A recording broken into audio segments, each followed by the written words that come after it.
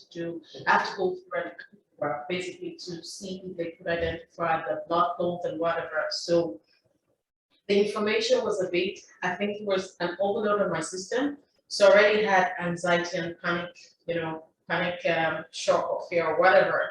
And I remember the MD of the hospital, they already alerted the medical director of the hospital at about 1 a.m. that this is very unusual. She just had a baby, the diabetes score is not going there, it's going up. And so the next day morning, the result of creatinine was okay, and then they were waiting for the angiograph. So he walked into into the ward and said, "Sorry, Ma, we just pray that everything is well, but this is the PE, pulmonary embolism, which is a major concern for women, especially pregnant women." And he said, "We hope nothing happens. Do you know about PE?" And I said, "Yes, I have a background, but I told myself I'm not going to the internet to browse about it because I know what it could do to me." So basically, the entire thing happening, and for me, it was like a trauma shock because I had lost my mom through childbirth. So my younger sister, and my mom had my younger sister, and she passed on. And when I heard this, for me, it was very scary because it felt like, oh, okay, so this is like a similar story, right? So the horror, scare, the anxiety became worse. And we went through the angiograph. The first angiograph was okay, and after the angiograph, I had a reaction, right? And I had a headache for 3 weeks. So immediately after the angiograph, we had a CT scan for the brain to be sure nothing was wrong, and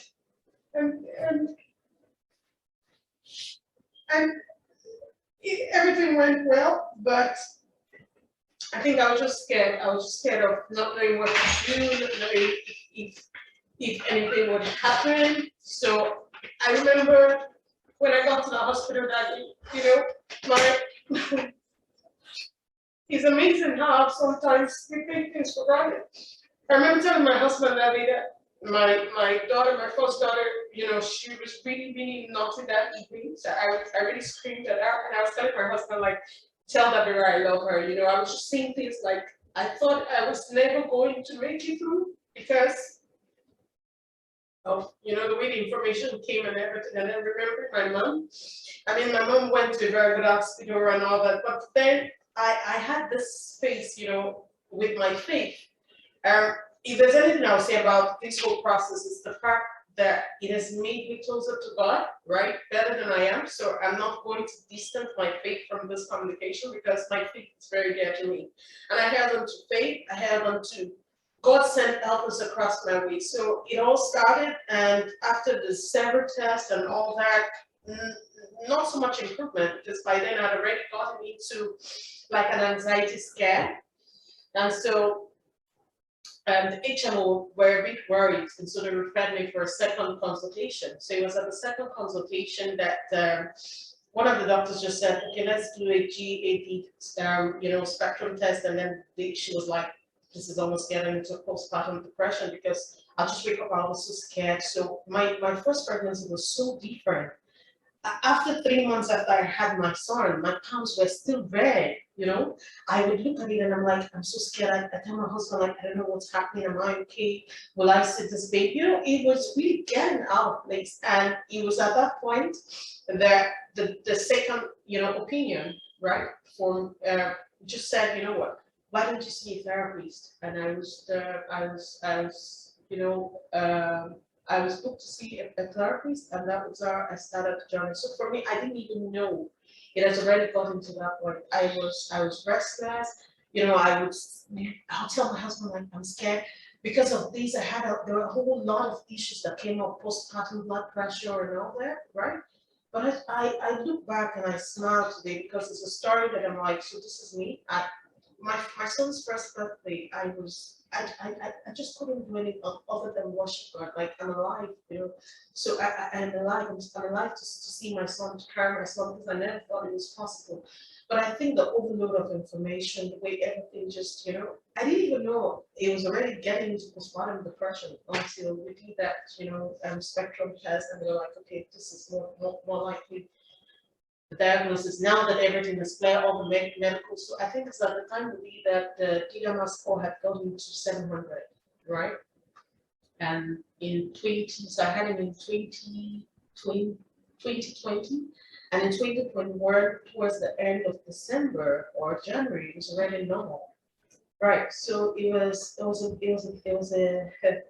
I looked at it and a smile, but then it wasn't easy. I didn't know I was gonna make it because I was scared. I was remembering my mom, I just thought about it. My sisters kept praying. I remember one time my dad was in Vegas. My dad said, "Where's my daughter?" Is she okay? My brother's like, "She's fine." My dad said, "I need to see her." My father came to the hospital. "I want to see my daughter. What is wrong? What are you people?" Because we're trying to manage, dad is old, so you don't want to really bother him with all that. But I look at it now and I'm like, wow, but it's been a very long journey and I'm happy to talk about it. Thank you so much for sharing that with us. Like you said, this is the first time that you're really speaking up about it. And if you're just joining in, Sonia has shared her story with us of what she had to go through in dealing with postpartum depression. And it's interesting because when you hear stories of postpartum depression, sort of like what you described, there's often a lot of hindsight, like after the issue, but not that much foresight. But I guess that's depression overall, which is why it's so great that we have you here with us today as well, Dr. Bonju, because I'm sure for a lot of people who are watching, even I'm wondering sometimes, we know what postpartum depression is, but what is postpartum depression in medical terms? Right. Well, so I think that it's important to first of all, give her a thumbs up for sharing a story and being a voice to many. In sharing her own story, I had the reminiscences of some of my own story. It wasn't postpartum depression; it was some postpartum issue, and so I can relate with some of the experience. For instance, I also look at my son every year. I'm grateful I made it. In our culture, very specifically, the birth of a baby is supposed to herald joy, happiness. People are wondering why you're looking so gloomy and so sad around this newborn that you brought to life. But the honest truth is, everyone's experience is different, especially because everyone conceived differently. Everyone went through a difficult time. Everyone had their own story, and the stories are different at different times. So when women, give birth to the child, the postpartum period is, of course, the time after the delivery of the child. Some would classically put it at 6 months, but what we found is that, even in the first few days after a child is born, first few days to few weeks, some women are noticed to have something that is called the postpartum blues, where they just appear sad, gloomy, unhappy, not reacting to the environment or to the baby. They cry easily, they're not sleeping well, and from days it can then escalate into weeks. But the thin line between that and depression is that I always say for something to become a disorder, not just a symptom of a condition, is its intensity, frequency, and distress cost. And so when you see all of those symptoms start to increase in intensity, in frequency, and of course start to cause distress, not just for the mother, but the baby as well, we can start looking at the fact that we're likely to have depression. Depression, of course, is a mood disorder that is characterized by the core symptoms of mood, energy, and interest. Pretty much everything is low. And then you then have additional symptoms of, we call them biological symptoms of appetite, sleep, libido, low, almost always. And then of course there are feelings of guilt, feelings of low self-worth, feelings of hopelessness, worthlessness, suicidal ideations, sometimes even attempts. And but by the time the woman has a lot or all of those things, we start having a peak or a sneak peek of what a postpartum depression looks like. Of course, it's the timing, the fact that she's had a baby, the fact that the birth may or may not have been traumatic. And it's also important to say at this point that it is not only women that have postpartum depression. Men also have postpartum depression. But of course, if you look at what the risk factors are, women are more likely than men to develop postpartum depression. Women who, of course, many times are young, unsupported socially, emotionally, financially. Women who have had a previous traumatic experience, for instance, in her own case, or either of a loss of a loved one, a loss of an opportunity, a job, a woman who is not married, for instance, a woman who has had a previous history of depression or a family history of depression, or even when the baby comes and everything is well with the mother, we now notice that the baby has special needs. Maybe the baby is born with a defect that we all can see, or like they said, she was also told a lot of information about her own health.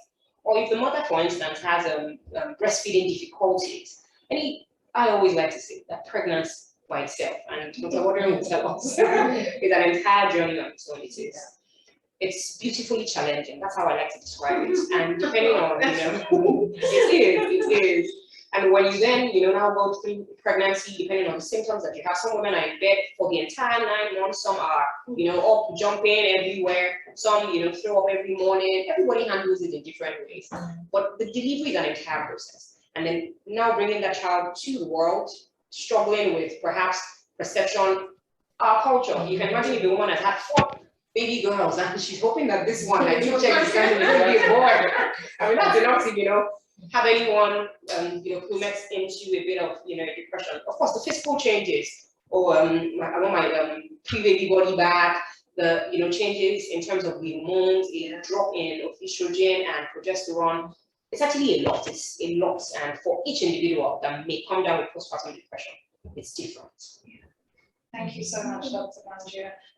Intensity, frequency, distress scores, and it's interesting because even for women like me who have not had kids yet, postpartum depression is something you always want to know about before getting pregnant, because you're like, what am I getting myself into? That's not like saying that you're not going to have kids, but you're like, let me at least know exactly what to expect before I go into this, which brings me to you, Dr. Abodurine, because I'm sure you've had many patients who have come in with postpartum depression, and I wanted to speak a bit more on what the risk factors are, what women should be looking out for, and why it's important to also find out as much as you can about PPD, so that you're not confused when you realize that you may be suffering from that. Okay, thank you so much.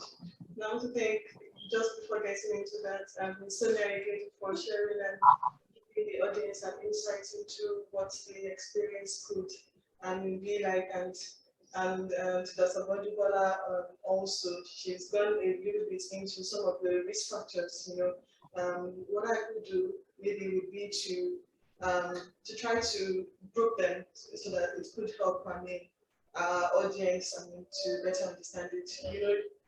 She mentioned some hormonal changes, which theoretically has been attributed to postpartum depression, because people reasonably think that pregnancy hormones, the major hormones like progesterone and estrogen that get to their peak, they increase by up to 3-fold in pregnancy, and within 48 hours to 72 hours of delivery, you have a very dramatic decline.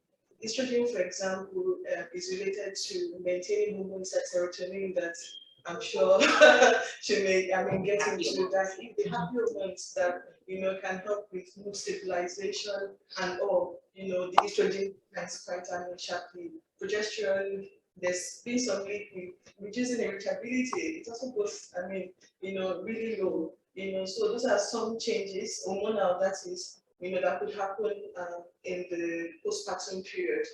But there's no consistent association, because we think that all women experience that change. So why do some people develop postpartum depression and others don't? For the same, hormonal changes. It's just that it's believed that some people have, some women develop like abnormal reactions to the sharp decline, to the changes in the hormones may affect some more than others, for some, for some reason. Then we talk about the psychosocial factors, and under this, we can really fit in quite a number of things, quite a number of factors. Let's just start on the evidence about the pregnancy, and that's why it's important that all pregnancies should be planned.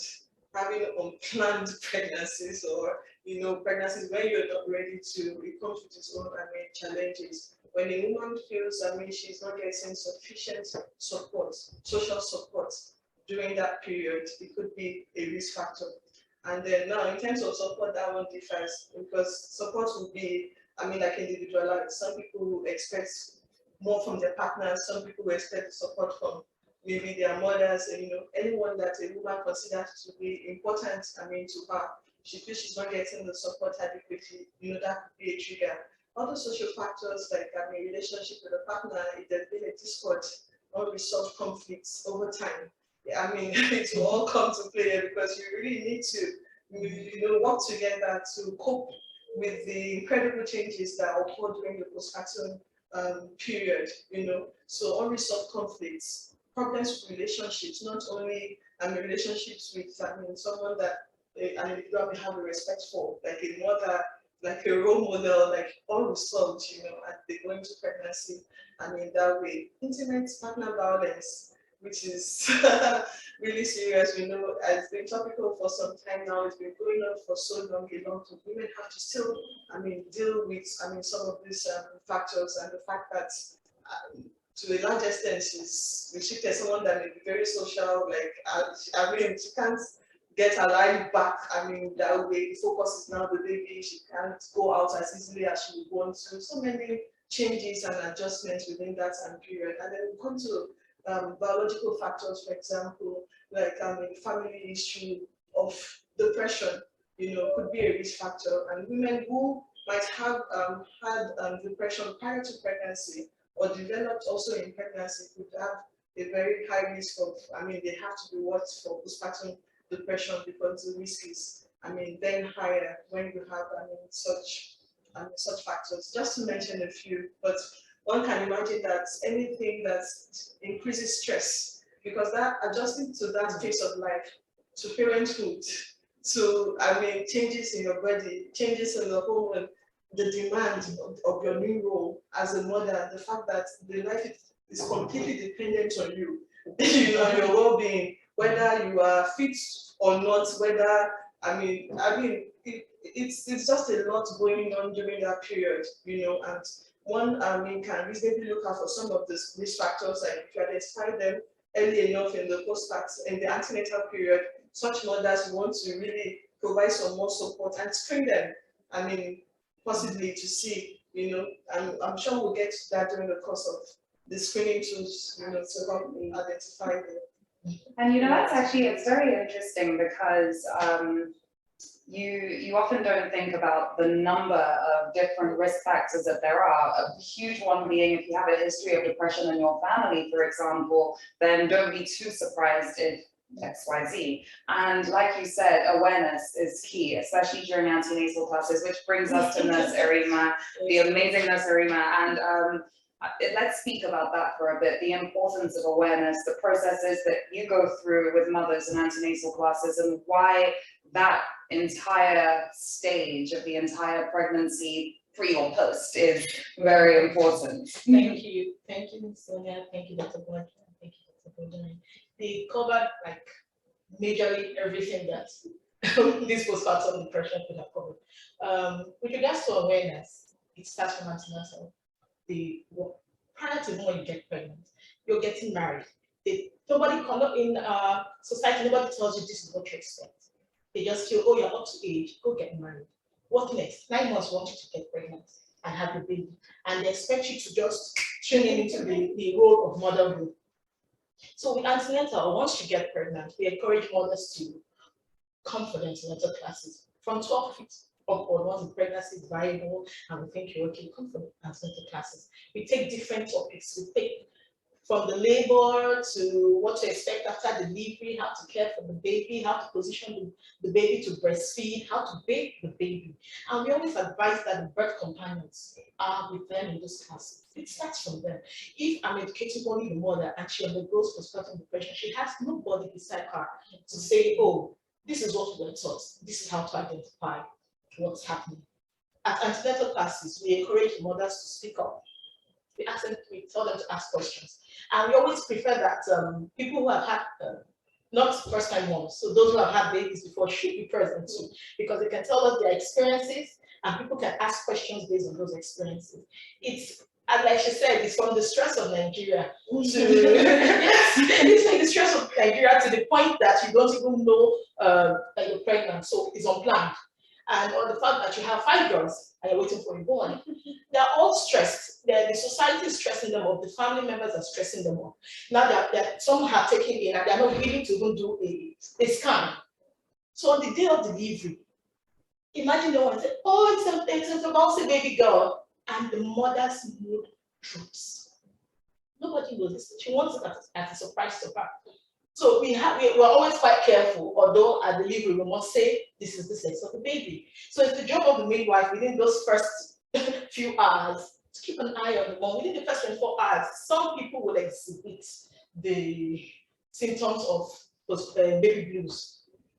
You will see that, oh, I'm not ready to breastfeed, because we try to initiate breastfeeding within the first 30 minutes or an hour of life, be it cesarean operation, be it normal delivery.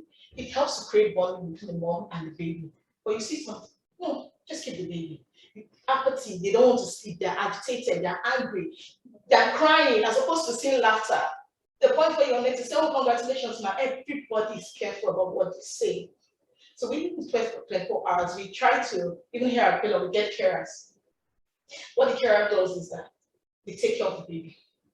Why not get yourself? The midwives come to talk to you. You see the whole team coming to talk to you, telling you, we've seen that baby. So antenatal care will give, in antenatal classes, we give all this insight on this is how the delivery is going to be. This is what to expect is the normal labor. This is what to expect is the cesarean section. Oh, this is how to care for this baby. If you bathe the baby, don't worry, it's no stress. Someone will be there to teach you.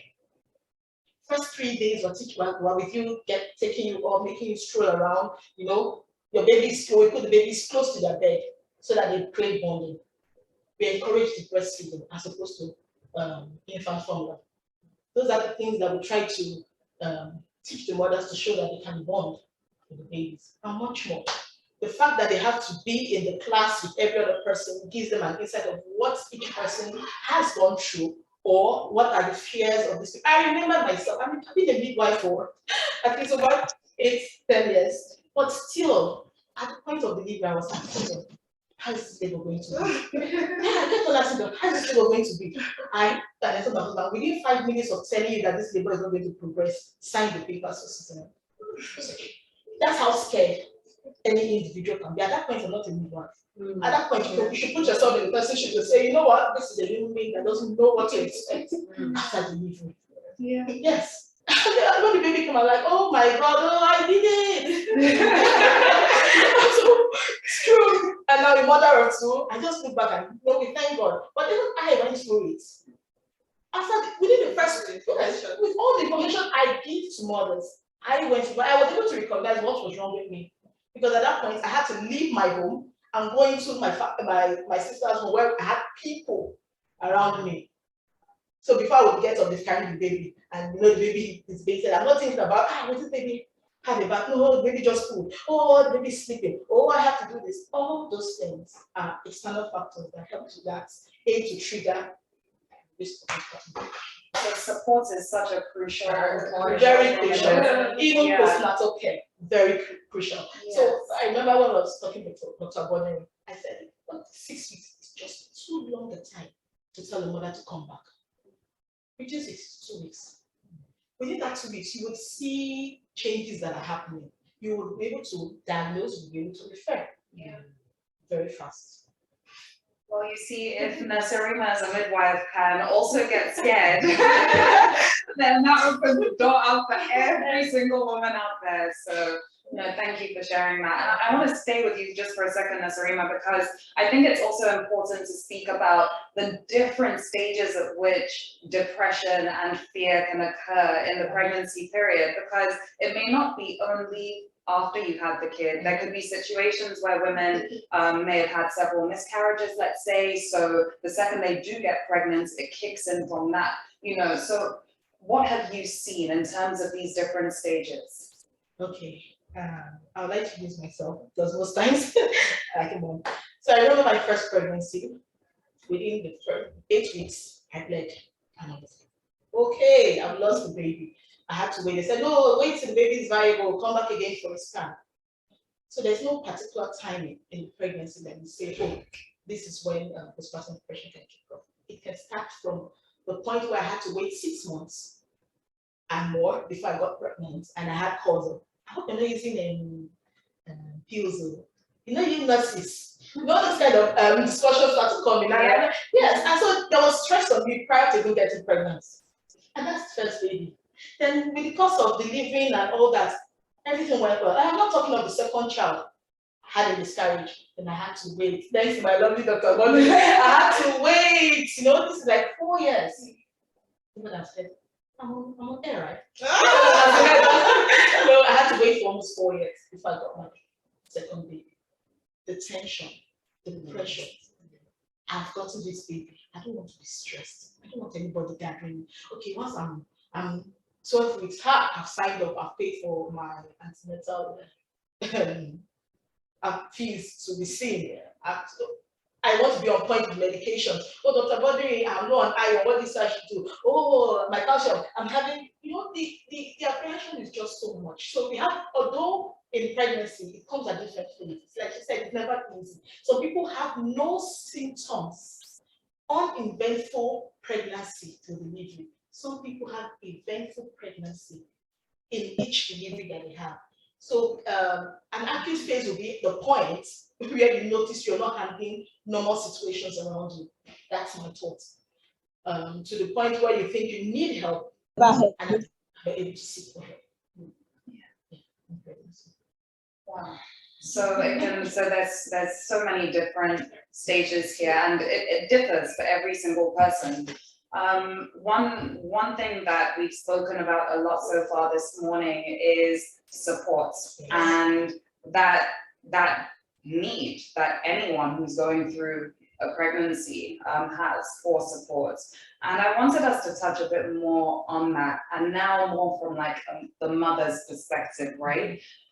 Standing one's ground in terms of making sure, like you said, pregnancies are planned for, making sure you're vocal about the sort of support that you need so that you don't end up with situations where 6 months into the pregnancy, you're like, so my husband is really not going to change the diaper?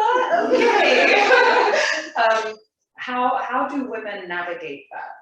That's my next question, which I'm opening up to the floor to all of our panelists.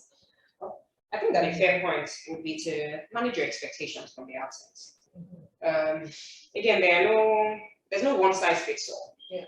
And so what happens, there's even no one size fits all in the same woman in another pregnancy. And so while the first pregnancy may have gone, uneventfully, extremely well, baby's fine, mother's fine, everybody's happy. The second might be, the one that now weighs the woman down. And so I would say chase knowledge. But chase knowledge cautiously, so that the burden of knowledge also doesn't weigh you down.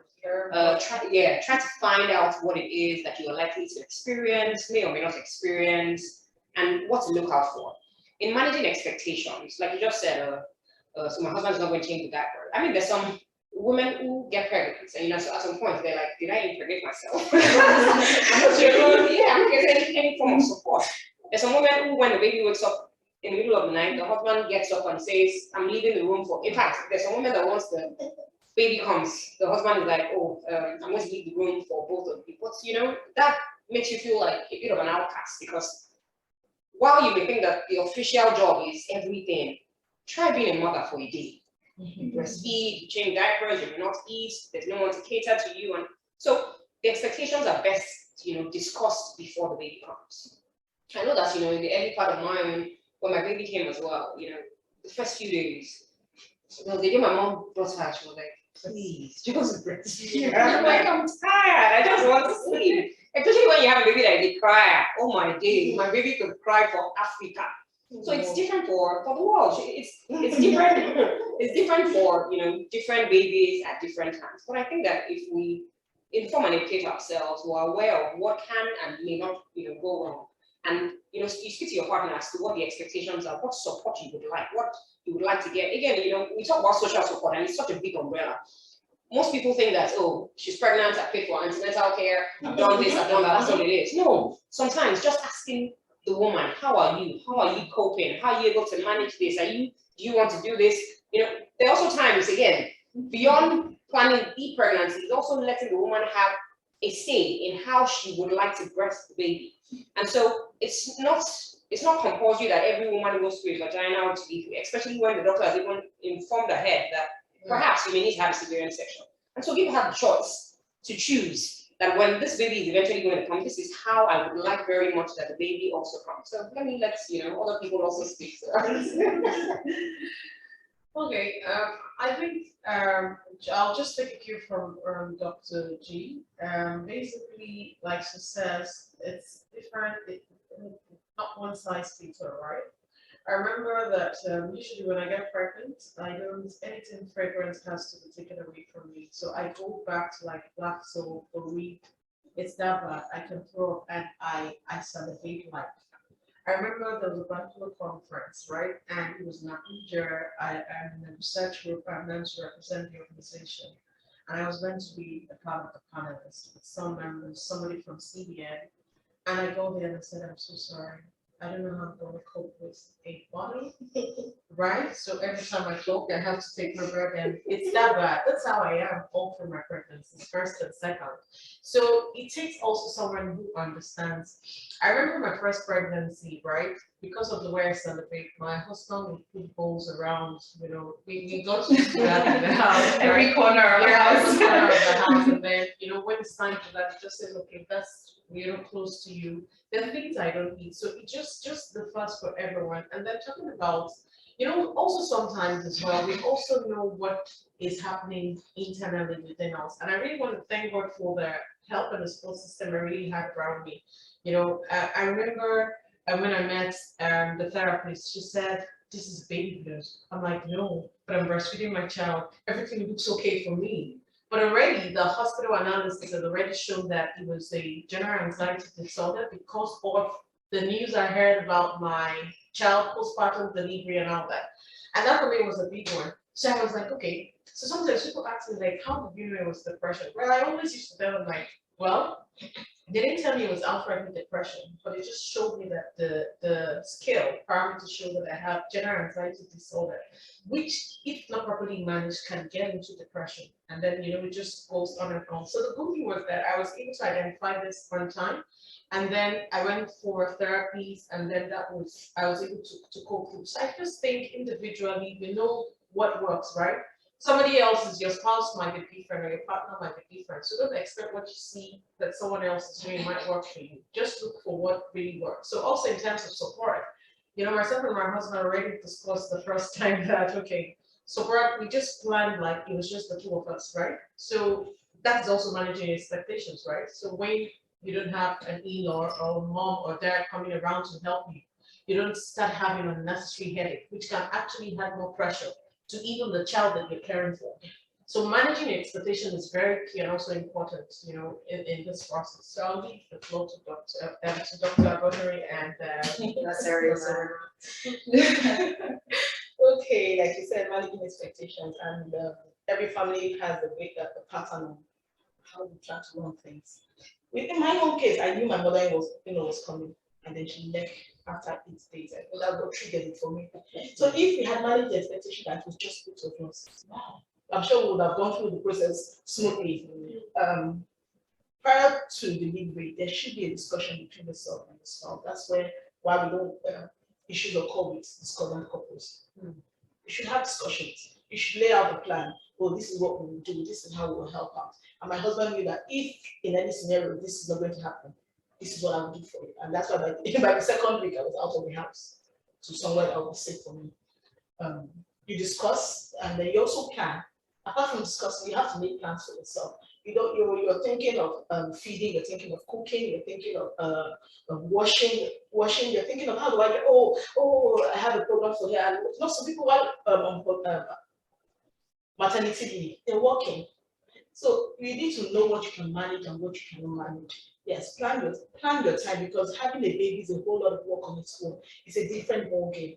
I just think it's an individualized decision to make based on the scenario you have on the ground, based on your relationship with your spouse and your family members. That's what it is. Thanks for that, Ms. Serena. Just a second, Dr. Abodari. Very quickly, we will be coming for questions shortly. So if you do have any questions for our panelists, please just send them across to the chat on Zoom, and we will pick up on them and run through with that in just a bit. But I have something to ask you, Dr. Abodari, and actually, Dr. Abodari, you may be able to answer this as well. Actually, you will be able to. So, like you said, right, men can get postpartum depression too. It's not just women. What happens in a scenario where both the woman and the man that had the kid are both living with postpartum depression? Well, I guess that would be a very difficult, situation, especially if, the two of them are alone and no one is able to identify that that is what is going on. I think the first thing is just the understanding, that knowledge that's meant to deal with this, problem during this phase. Because most times post delivery, the men are just, shoved to the side, like, there's a lot of expectations from them. And for the men also, a lot of uncertainties.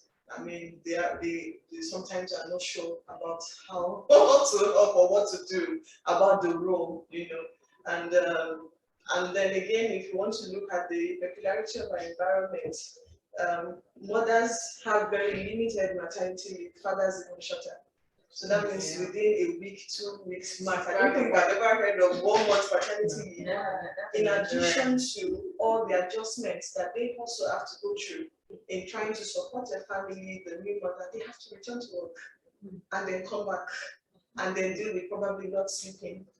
So at the end of the day, I feel that this issue is, we really have to prioritize prevention because we can't afford to, especially the relative environment now. You cannot afford to lose your job, for example. Like, you're going to be, that's also a risk factor on its own.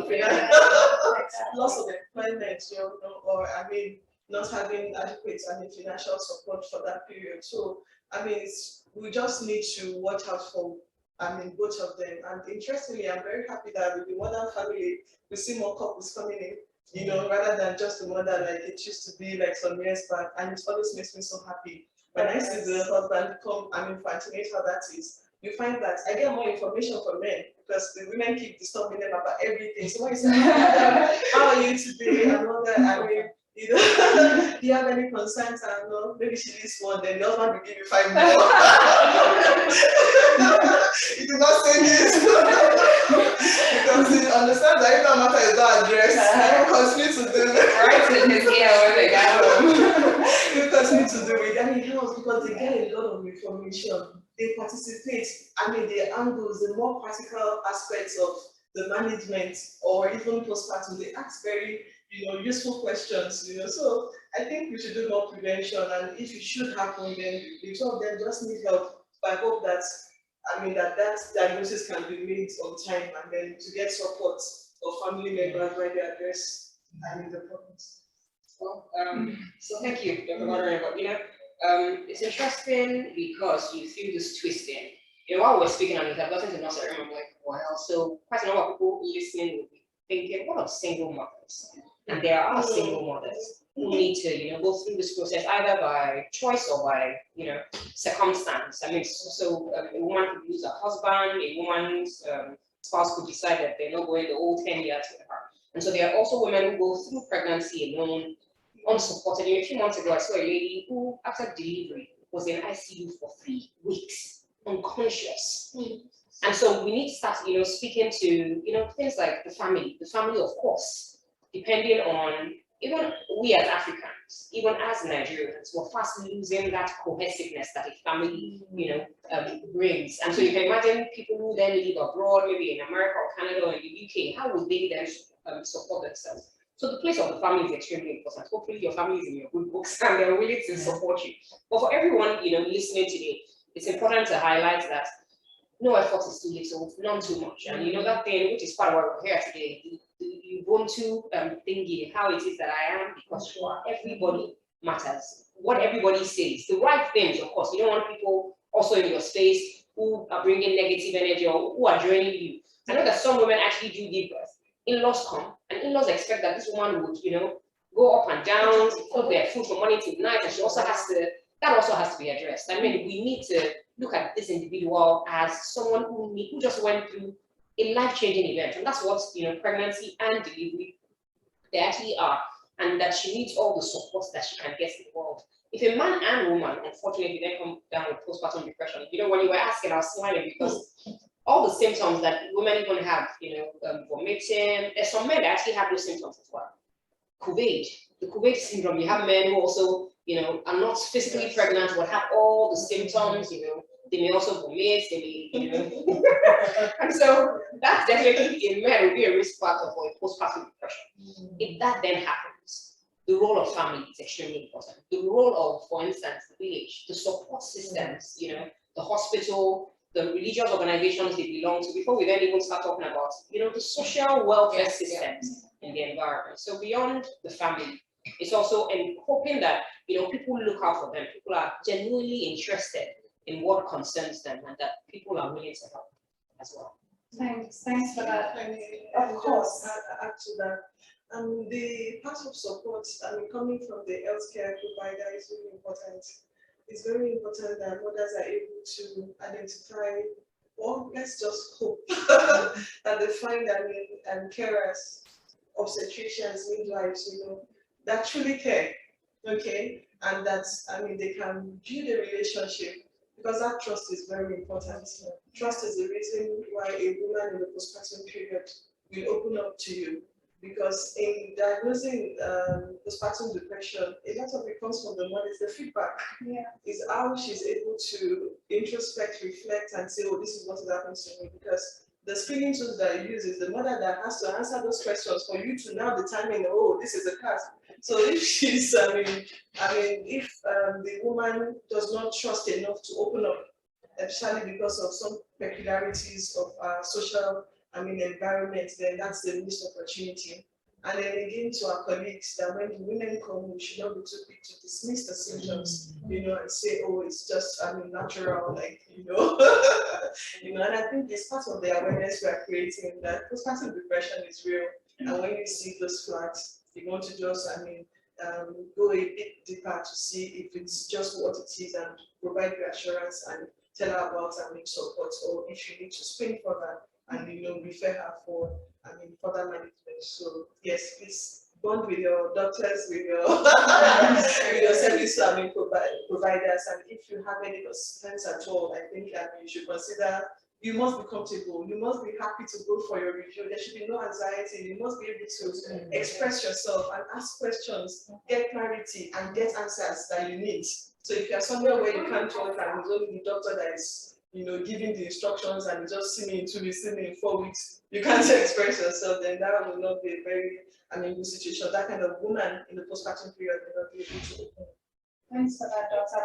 But yes, that's such an important stage, that relationship that you have with your doctors, your midwives, your counselors.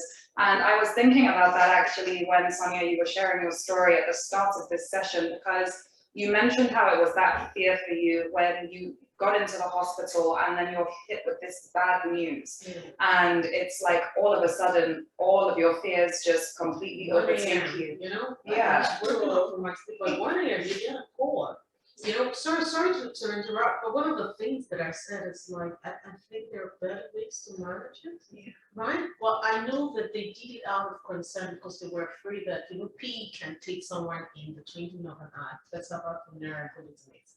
And so it was that fear. But for me, I had the backlog of my mom's, demise and all that, which was through childbirth. So that automatically just came up in my head. And I'm like, no. And then I remember my sister came to the room and she kept on saying, affliction will not rise the second time. You will take care of your baby, you will see your child, you will need to take care of your child. She kept on saying that to me. She kept on praying with me. But that particular experience is something like my anxiety level went up, boom. And in my wildest imagination, I look back and I'm like, okay, I remember when I saw the doctor, she said, man, you're getting into baby blues, so we need to do something, as quickly as possible. And I'm so proud of the doctor I met. And she's now the president, Dr. G. And we have been on case. We'll be. I think we're almost even. I call her, she's like a friend to me, really, because we talk with G's generally, right? And she was worried, she's like, you need to watch out for things as quickly as possible. It even gets better, like if she sees anyone related to me in the hospital, she'll send me a message, are you okay? Are you okay, right? It shows you how much she cares. But for me, I'm just looking right and I'm like, that was a very fun attitude. There was a time my brother came and said, what's wrong with you? You're just talking like you're leaving this world. You're not going anywhere, you're going to be fine. But that is how far anxiety can take you. And so when the diagnosis, and it was like general anxiety disorder, it doesn't make a lot of sense because I did MRI, I did CT scan, I did angiogram. Yeah. In after childbirth. And then I look at myself and I say the miracle for childbirth is not something to be taken for granted, to be honest. I mean, be it America, be it wherever you want to have your baby. My prayer every time I go into the hospital is God lead me to the right doctor who makes the right diagnosis, not somebody who's doing trial error. Because we know that even outside the shores of Nigeria, they still have medical errors. Yeah, especially amongst Black women.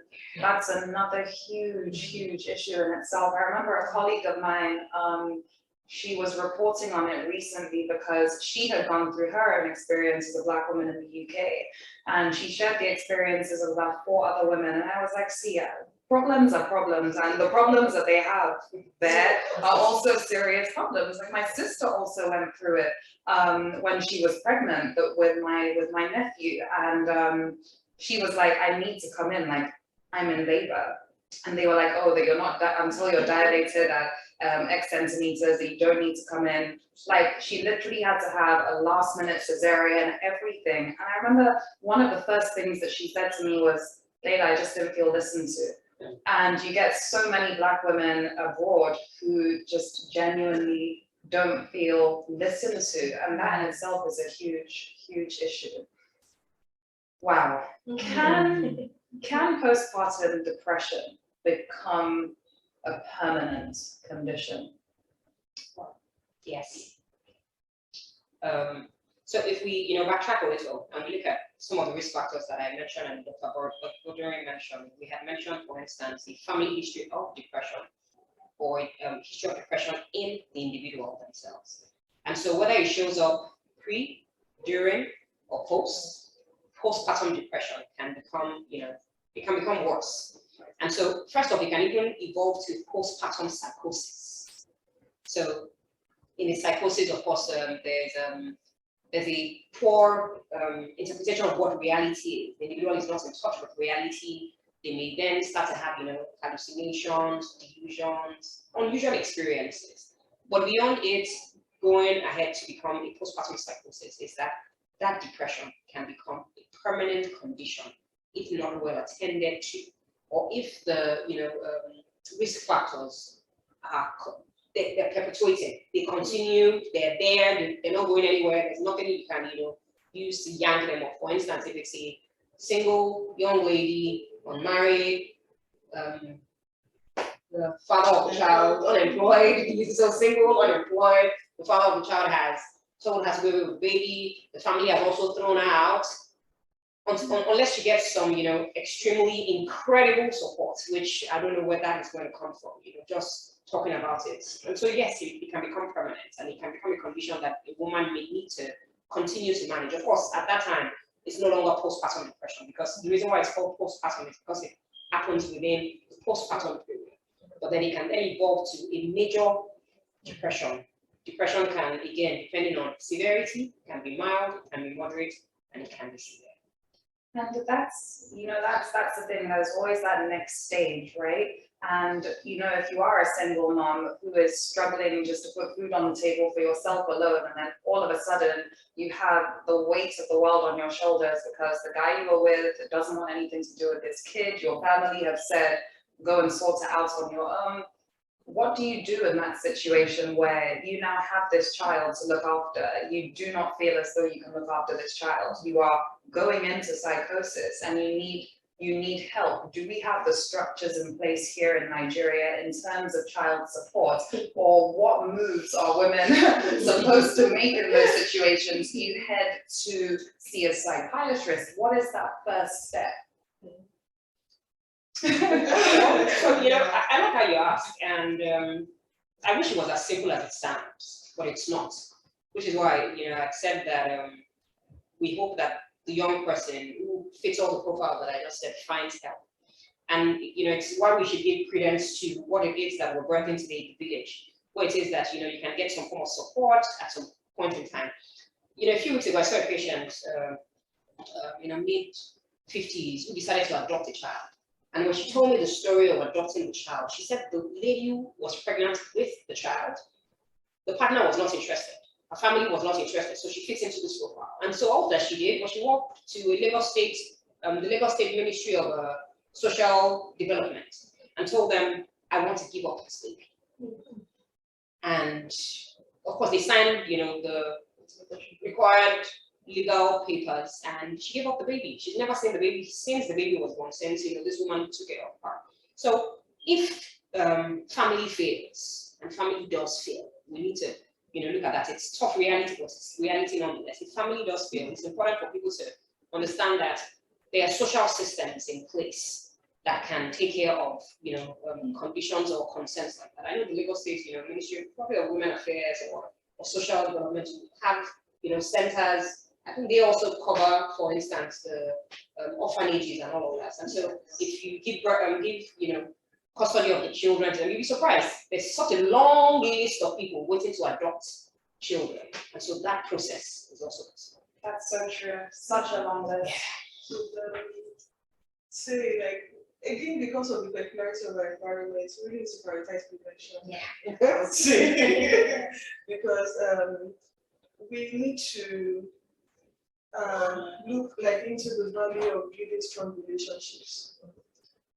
Now, the strong relationship is not just with your partner or with your just your normal attitude on a daily basis, being kind, being cautious, depositing in people's emotional bag so that when you need it, You can suck it all up.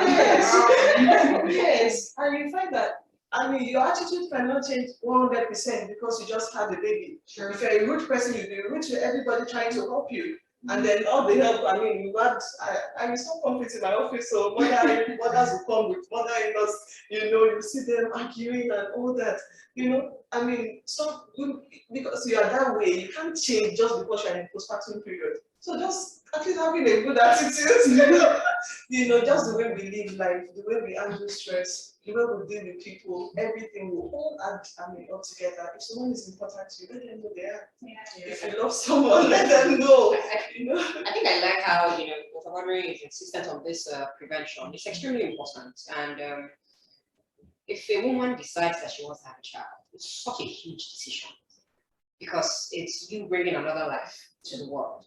And so you must be clear, conscious, and deliberate about what it is that you're trying to do. Beyond yourself, beyond making selfish decisions, beyond thinking, I want people to see me pregnant, to see the baby born, I want to flaunt it, it's another destiny that you are bringing to the world.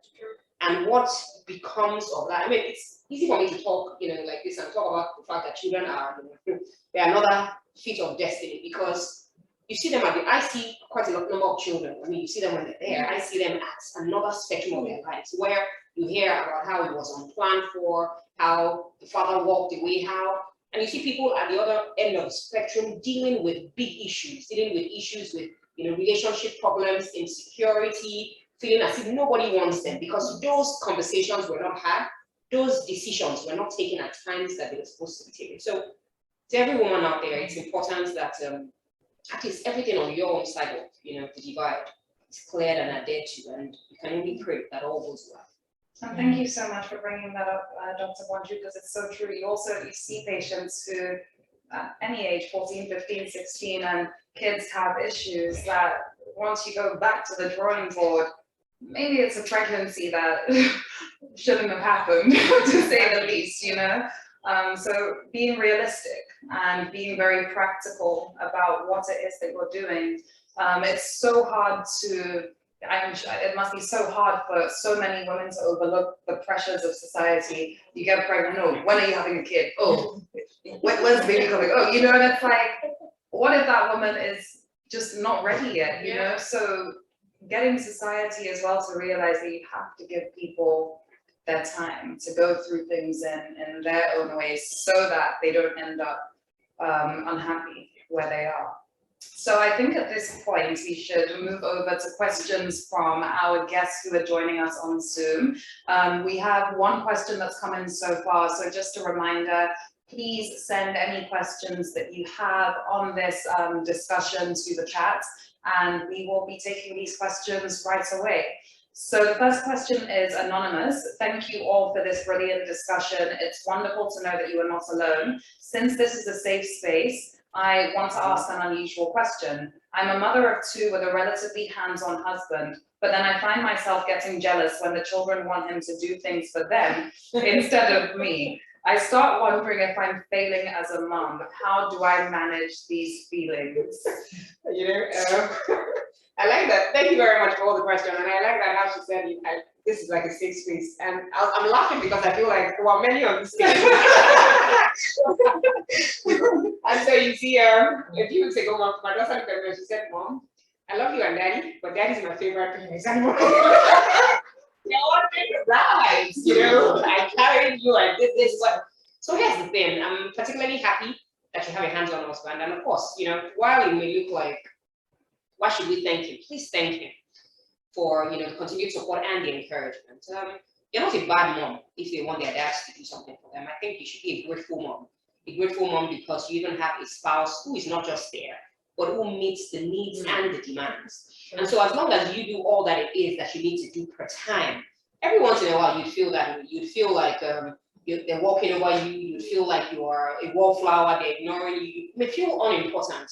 But do all that you need to do. Ensure that you are in their lives. You all do things together. You know, go out together, do things for them together. So, you know, another thing, and I always have this conversation, is how parents must ensure that children see you at the united front. Yeah. And parents should also not try to play chess with the kids. Yeah. So a number of parents want to pitch their children against each other. Oh, mommy bought this for you. Oh, daddy did this for you. No. Always come together as a united front. Let them know that you truly both love them, everything that you're doing is for them, and that you care for them a lot. So please don't feel bad that you want their dads to be there. They're probably even driven by fear. Yeah. Fear of the fact that they may have conversations in school where other children are telling them, oh, I don't have a dad, or my dad doesn't come home, my dad doesn't do this for me. And so children are trying to overcompensate when they see something, sometimes, for, you know, which ordinarily for other people is not present. So please enjoy the moment. Don't feel guilt. Instead, feel gratitude. That's actually so true. Feel gratitude for that. You know what? More time for you. Take a spa day.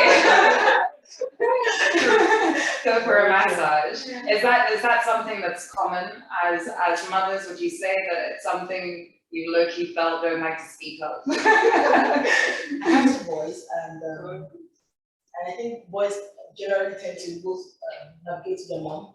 And my first son, it's all about me. My second son, not so much. You know what? I would come through the door and he would run straight to his dad, who is behind me, before he remembered that I didn't walk through the door. So I don't think it's anything to be worried about. Because at the end of the day, he comes back to, you know, give you the hug that he could have given you first of all, or play with you over time. Children tend to, like you said, seek emotions. They want to be close. They want to know that you care. And if daddy is the one that is going to do the carrying and bouncing up, why not?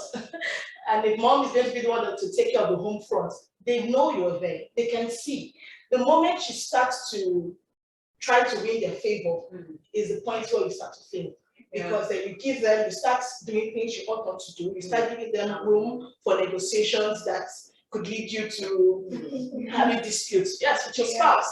So if your spouse, like my husband wakes up 2 a.m. to ensure that the child is fine, still on my mind, I'm like, just sleep. But you know, those are the extra things that are being done, and you are grateful that he's there. You're grateful that once they sleep off on your bed, there's somebody to carry them over. You're grateful that when it's time to play, that, you know, dinner time, your husband is around. If you don't have, like she said earlier on, then it's all about you and your baby. So I think for every spouse who is supportive, kudos to everybody who is supportive, and we should just maintain the home front the way it is. That's it, maintain the home front. You just want peace. You want peace. We're still waiting for more questions, but I have a question. And as a young woman who has not had kids yet, is starting to think about pregnancy, but has this awful fear about pregnancy, childbirth, the unexpected emotions, which I guess is very normal. How does one navigate that space? Because sometimes I find myself thinking, the second I get pregnant, like for 9 months, I'm going to be a nightmare. A nightmare. What do I do? Well, I would say that first and foremost, to help with that, definitely we will need information, and then of course we need to observe. A lot of times, if you've seen the parenting done by people around you in such a beautiful way, it does help, either from one's own parents or just from other families. Sometimes we may come from families that are not perfect, inadequate, but it doesn't matter. If you value anything you see something that is good, you learn and you add that to the band. I mean, this was good. Oh, I would have loved to. I mean, I would have been happier or whatever if I was treated this way. We just learn and pick, I mean, all of those things, inform ourselves. Okay, and then of course engage those that we see that may be doing it in a way that looks stressless. They'll tell you their stories, they'll tell you how they're coping, and then you will make it, I mean, a bit better. And then again, I mean, the planning, it still comes back to the planning, because I mean, some of the fears that a young person may have would be how it would impact on a career. For example, you know, we don't want that to stop, and I mean, we still feel that we want to go on and I mean, have all of these pleasures of life and responsibilities, you know, also. So, I mean, with the planning, other discussions like maybe with the obstetrician, we are considering egg freezing, for example, to the time I'm ready. You know, there are more options, I mean, available now that a woman can take advantage of. And it's so important to consider what we call preconception care. It's not so common in our environment, even though, I mean, it's been around for decades, where you do go for a consultation with your gynecologist. They're able to help you, I mean, assess any risks, you know, that we need to be mitigated prior to pregnancy, or health conditions that we need to be optimized to make the pregnancy process safer, you know, and more enjoyable, you know, and prepare you, I mean, to know, oh, this is what to expect in this trimester and all that, and what options are available to manage those symptoms, for example, should they occur. You know, I think that, I mean, to a large extent, information is available usually for the first, second, third, and even delivery. You know, the parts that we have identified the gap is this postpartum period, you know, which unfortunately some of our postpartum patients have told us is the most difficult, and they still feel no matter the information you provided, like I mean, I feel that least prepared for this space. Yeah, like I feel, you know, even with the information, chocolates of not having, I mean, information at all. So yes, the same way we prioritize a birth plan, you have that discussion, you put everything in place, you tell you about planning for emergencies, because you may think that you may have a normal birth and then it could end up the other way. It's part of the discussion we have once a woman is closer to 10 as part of the birth plan. We call it birth preparedness and complication readiness. It's one of the things we'll discuss so that you can have, I mean, reasonable expectations. If it happens this way, fine. If it happens this way, this is how, you know, to manage it. So it means that even this postpartum phase, even more importantly, it has to be planned. Planning now would then go to where the baby would, I mean, stay, setting up, putting up the cot. You know that, oh, maybe you don't have power supply, regular power supply. How are you going to feed in that period? You know, make arrangements, or maybe outsource this, someone to deliver this. It has to be a lot of planning to reduce the stressors, additional stressors apart from the baby's care that may come during, you know, in that period. So the information, observation, and the live-being things that will make us feel a bit more comfortable about going into pregnancy. That must be a bit overwhelming in itself, though. Like, as a woman, like, let's say it's your first kid, you've never had a kid before, and it's now time for birth preparedness, and you're now being told that, oh, you're going to have a needle this long. Reassuring, I mean, information. I mean, gone are the days where you just cut a woman, for example. You know, if a woman would need a episiotomy, it's not routine. Before it used to be routine that it does give you a cut. No, you know, it's when it's absolutely indicated, and the area must be anesthetized so that the woman does not feel that pain. So the truth is that when you're in the right place and when you are somewhere where they do things right, a lot of these bad experiences like patients still have, unfortunately, in this part of the world, I mean, it should be reduced to a large extent so that the pregnancy, the labor delivery process, which is where some of the triggers may come in, having a difficult delivery, feeling like not, I mean, catered to, not listening to, not supported by the fact in childbirth. we can reduce, those triggers. So you really need to be in the right place. Some of our women, when they come, they want to see the room. They ask questions. Think about women are more engaging now, and we are happy to provide the information. So you must not be anywhere where you cannot communicate, please. Where you cannot get, the help and support you need. That's a red flag. Yeah. It's a red flag, and you should consider. Come to pay long. Yeah, come to pay long. And I'm particularly happy, that you ended up by saying come to the right place, because what I was thinking, or was on my lips, was about having the right team as well. And so, there's the midwife, there's the obstetrician and gynecologist, there's the mental health expert. Yeah. It's again taking The village. Yeah. And that's to say you should have a me time. Yes, it's always important to remember that you are a human being and you should have a me time. So there are some times that during pregnancy, like, boy, come my sister, come, let's go watch a movie. Come, I need to go to the beach. Come, we need to step out. You need that me time to give you sanity. Because generally, even at work, you work Mondays to Fridays. By Saturday or your public holidays, you don't want anybody calling you. You should have a me time. It's 9 months. We say 9 months. In reality, 10 months, 40 weeks. Yeah. Wow, I actually never thought about that. It is. We can't be 4 weeks, yeah? But in reality, 40 weeks. And then you having to plan around the baby, plan around the family, plan for yourself so that you have a bit of sanity to move on. And for your partner too. Yeah. I agree. It's And I would say, in counseling, some of our women postpartum, trying to get a woman to understand that taking care of yourself is 100% equals taking care of the baby. That one of the major concerns in that period is sleep deprivation, and that can be reasonably expected. The babies don't have routines yet, and all, and so sometimes when you say, for example, that if, for example, breastfeeding is important to a woman and she wants to do exclusive, you can still do exclusive. Make the milk available, but listen to your body. If you feel that your body is giving you signals or you're reaching a breaking point, you need to take that break. Once you're sure that you have someone that can care for the baby in a safe way that you're comfortable with, whether in terms of hygiene or whatever, you made the breast milk available, you can take some hours, stay somewhere, even put plugs because these things are intuitive. A woman, it's part of the hormonal changes, the chemical changes behind the scene. And because this entire period, you can liken it to when we have this flight or fight. response. Yeah. Do you know the changes that occur in the body to prepare you just to keep you safe? Yeah. The eyes dilating, pumping, increased blood flow to the muscles. Your body even prepares. Clotting factors increase to if there is possibly any bleeding to stop it.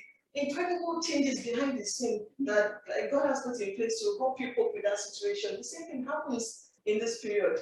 As some hormones are being withdrawn, there are other hormones that are there, to support you. The hormones that help with a woman's that alertness to the baby, they are able to hear better. It's very keen. Others may be dead asleep. A woman will be more likely. It's not just happening naturally. There are chemicals behind the scene that make that possible. Even the bonding, not just assume it's all natural. There are hormones behind the scenes that have been shown to help, within process. So it's all planned for. It's just that the dysregulation, that maladaptation is what causes the problem. I'm trying to reduce the triggers that will make us maladapt or make the transformation more difficult.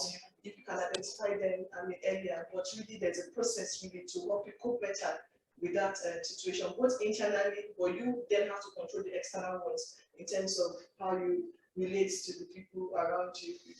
But just. I think I wanted to say something, which brings me, Dr. Oji talked about overload of information, right? So one of the things I actually discovered, right, when I was going through the old GAD, at some point I was like, what said this is depression?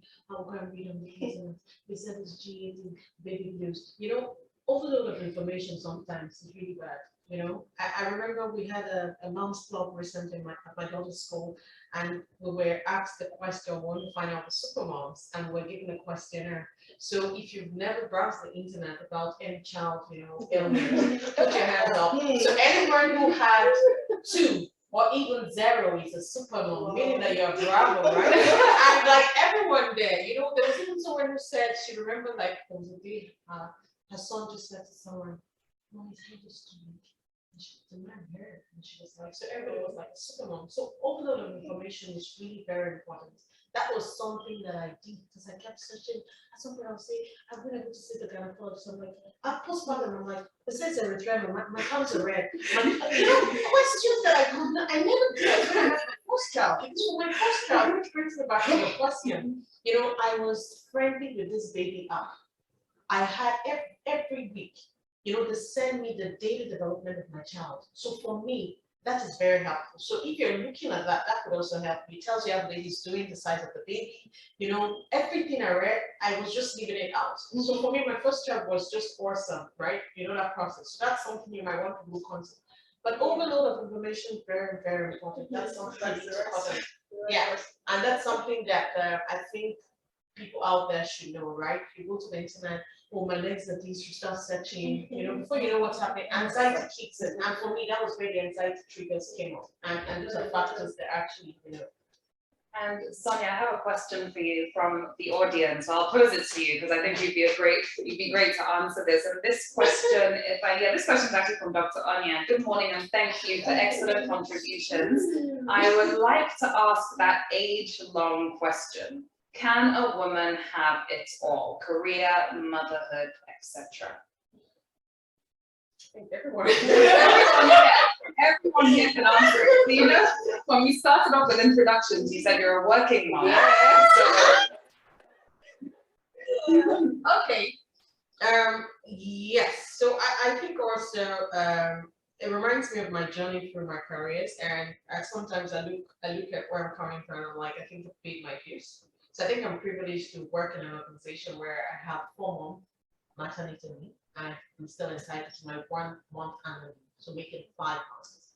And when I had my son, I remember going back to the office and saying to my line manager, saying that I'm sorry, I'm not really in the right frame of mind to get back to work, and if I could be given some other time, you know, pay card. And he was like, no, not to worry. You can add 3 more weeks and then you can just come in once a week. We're fine with that. So for me, that was a great relief. Also looking at where I'm coming from. You can have it all, but it also comes with a price, right? There's no perfect, I won't say there's a perfect scenario in life, right? Everyone, there's this movie I watched when I was growing up, The Rich Also Cry, right? Everyone has their pinching point, so somewhere that hurts everyone. You can have it all, but you can have it. So it's not like it's going to be 100%. Yeah, there's also the need to create a balance. Yeah. There's something that I always make known and clear at work. My family first before my work. My work does not come before my children.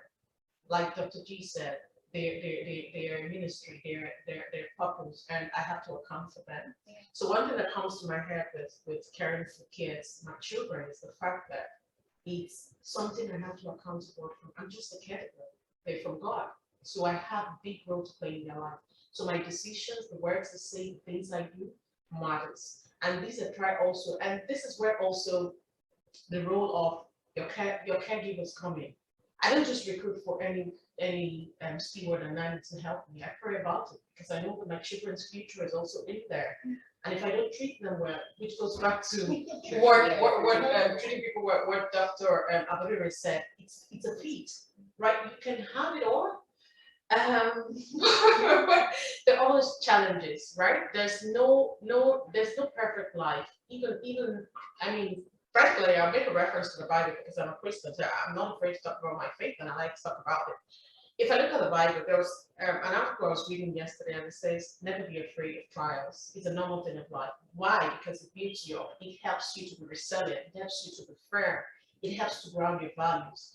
So when you go through difficult times, they make you better. They make you stronger. It also gives you as a shoulder for someone who would experience it, which is why this village meeting, we are having this village meeting. I'm sure that there are a lot of women that would actually benefit from this discussion. Even personally, I've learned a lot. I've learned so much. Yeah, so I don't know if I answered it all, but I don't think that any size fits all, but I just think that you can have it all, but it also comes with planning. You know, when you ask the question about childbirth, one thing that came to my head is project planning. Childbirth needs project planning because it's a one project.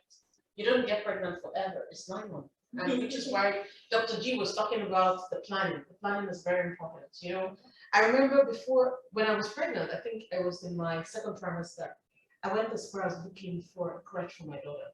And because of the things I've read, so I followed this particular app. It's awesome. All my kids are on the app, their pictures are there. Even my daughter that is 6 years, it just sends me update about her development, what to expect at tantrums. And I remember when I was reading the internet about it, it says, if you're taking a child to a school, look for a crutch-only school when the child is still young. So as a principal, I don't send my kids to a full school. I send them to a crutch-only school because they are competent for caring for kids in that age range. And then when it's time to move on, I move them to the next stage. That's just me because it was part of my planning. So it's you, right? It depends on the individual. But for me, it's planning, it's taking time back to sit, you know, ask yourself what you really want. I remember when I used to work like a long time and I'm looking at myself like, am I still mixing now? You know, life is different because of the kind of job I do, right? And my employer is a lot more different. But the point is, yes, you can have it all, but you also have to be very present. I have certain rules. I can't sit and allow someone to put my kids to sleep when they're very young.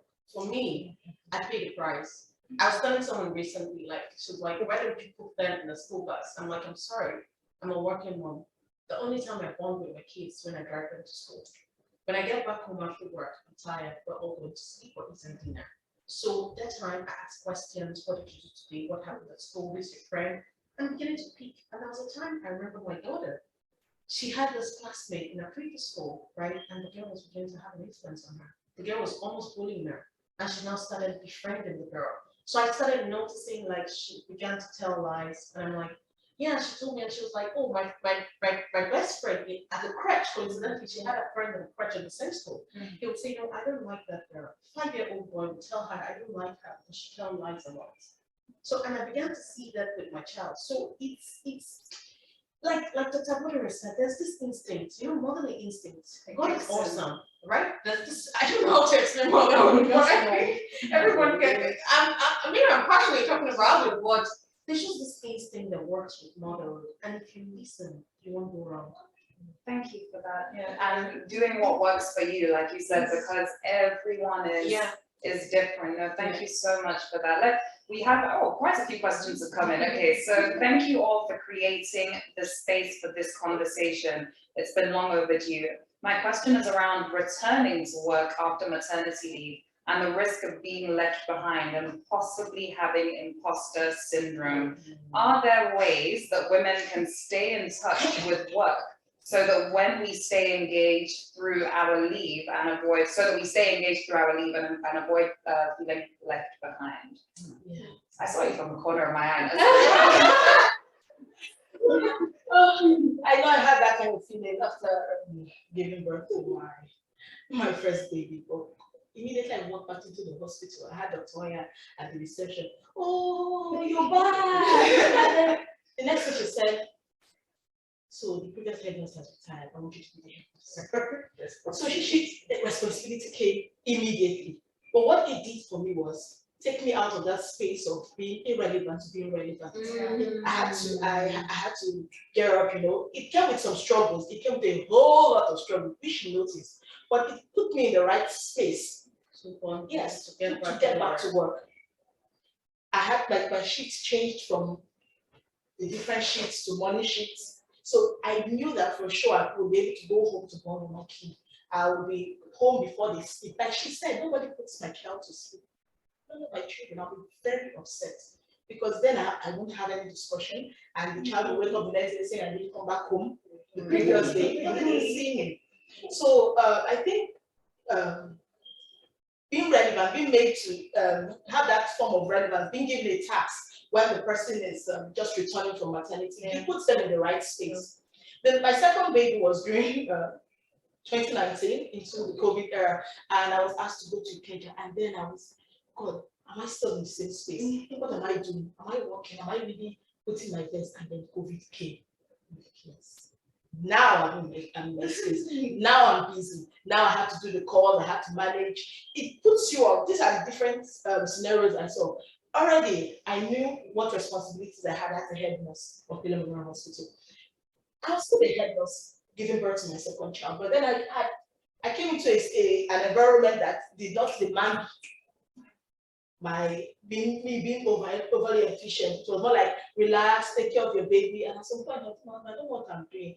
Then before they know it, I'm at VI. And the doctor say, you came to VI today. I say, yes, ma'am, I'm VI. I'm here today. And I'll be back. And then I kept on alternating my movement like that, just for sanity's sake. It happens. It happens. You just feel as if you're no longer relevant. Oh, the world moved on while you're at home for those 3 months.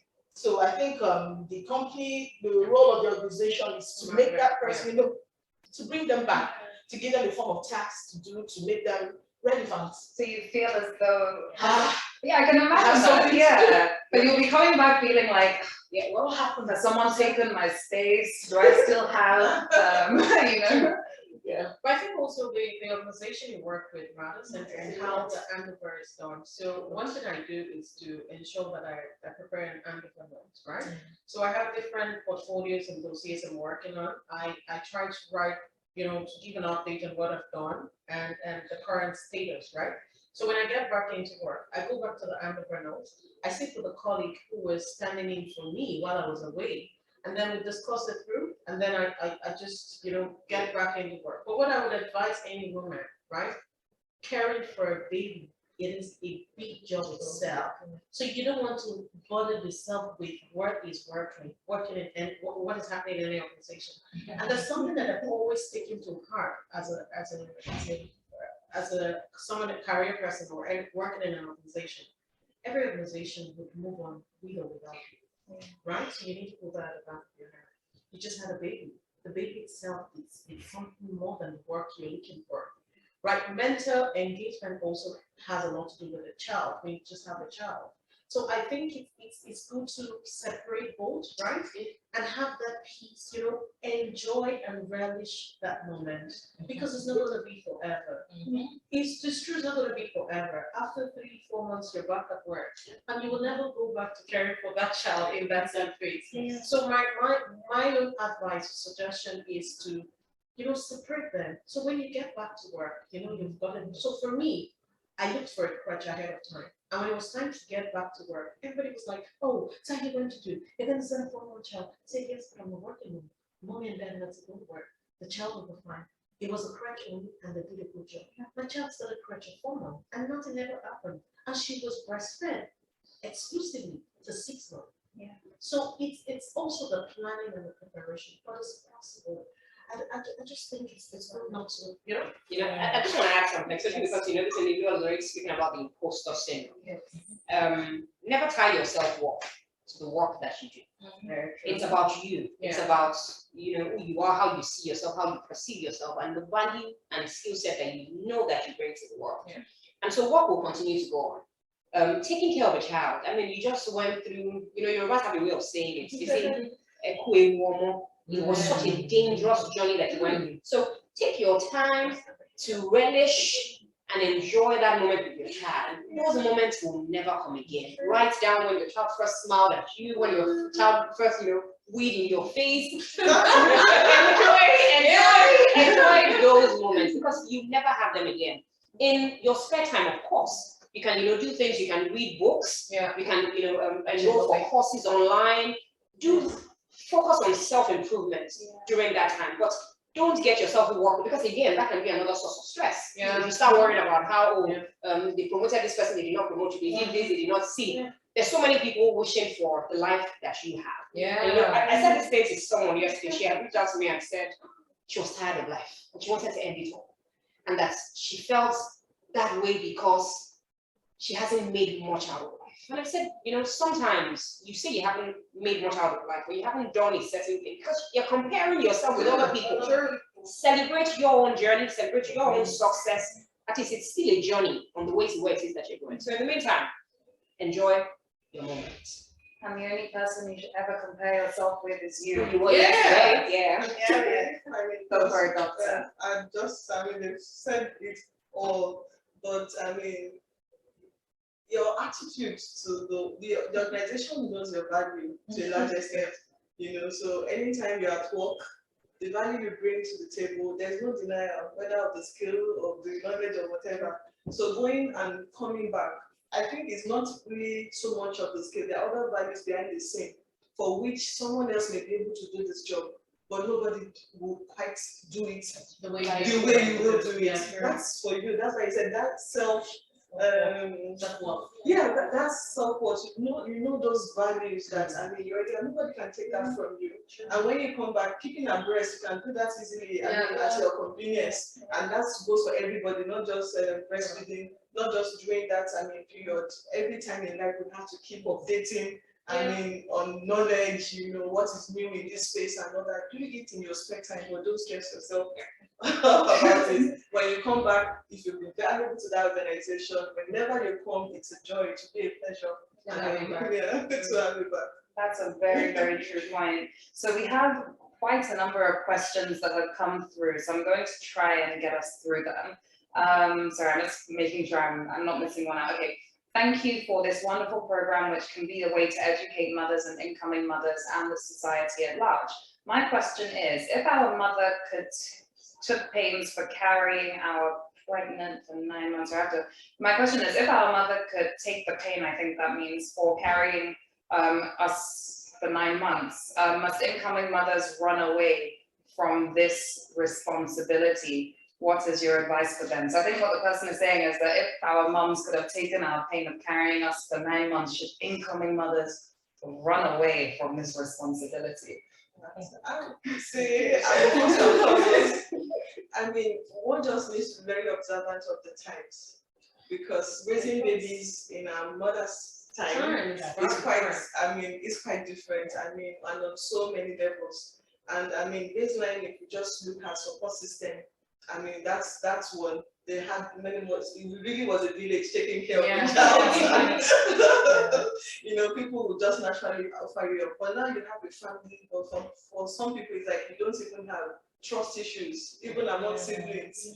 Very serious issues, talk less of nannies and external, people, there are real issues. The environment is so stressful, so you have to count the cost for having children, in this time.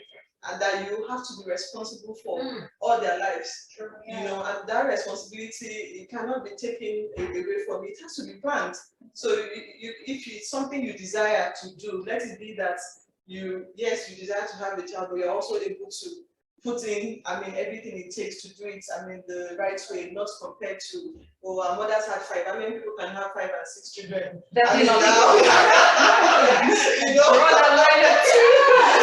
Even one, people are struggling with one. So, you can't definitely compare. Just to what if you desire to have a child, yes, please go for it, but plan very well and know that that's really what you want, not because of societal pressure or any other factors. And I think when it's also phrased as running away from a responsibility, it's sort of not accounting for what mothers and pregnant women sort of may have to go through and feel, because, this is your responsibility and you got to do it. So keep quiet and take the pain. Any comments on that before we move on to the next one? Okay, great. Any thoughts about dealing with delayed developmental milestones, perceived and real? Dr. Banju. It can be, again, beyond anticipating the baby, anticipating that developmental period too is also another anxiety for mothers, especially, in places where, what's your child started talking, what's your baby doing now? Everybody's, comparing notes. And so if the notes don't seem to be going as, smoothly as another person's notes, you start getting, worried. And so whether it is real or perceived, it's the reason why you should usually go back to the hospital have a good relationship with, the doctors. So after the obstetricians have, successfully handed you over, you move on to the pediatricians.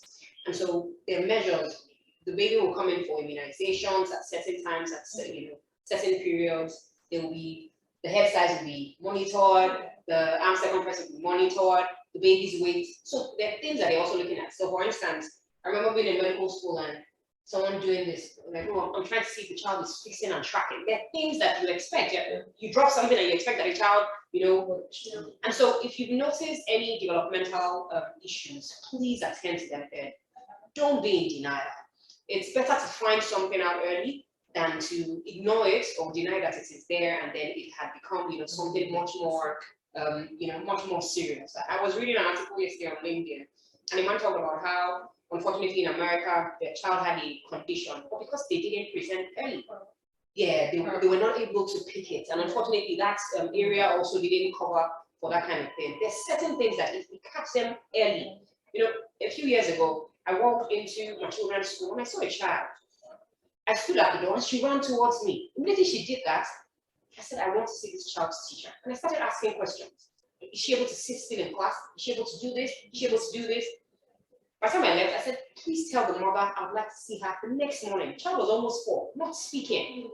So the mother told me they just came back, relocated from the UK. They had a nanny. My antenna was up and I was like, we need to do something about this child. I had to thank her because most other Nigerian parents would have told me, what's your business? You walk into a school, you saw my child and you're asking questions. But she took it on. The child was not speaking, no speech. And so she went to see someone who we referred her to.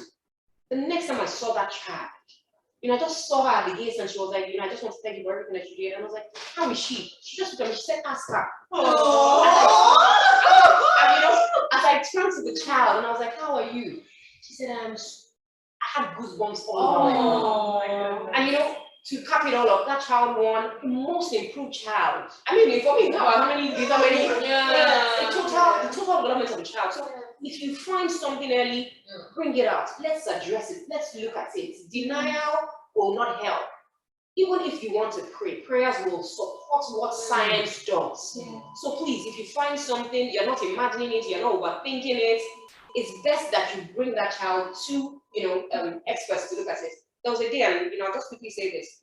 I went to a party with my kids. It was an indoor party, and when we got there, my child just blocked his ears and he started screaming, ah! As a doctor, you know what you think.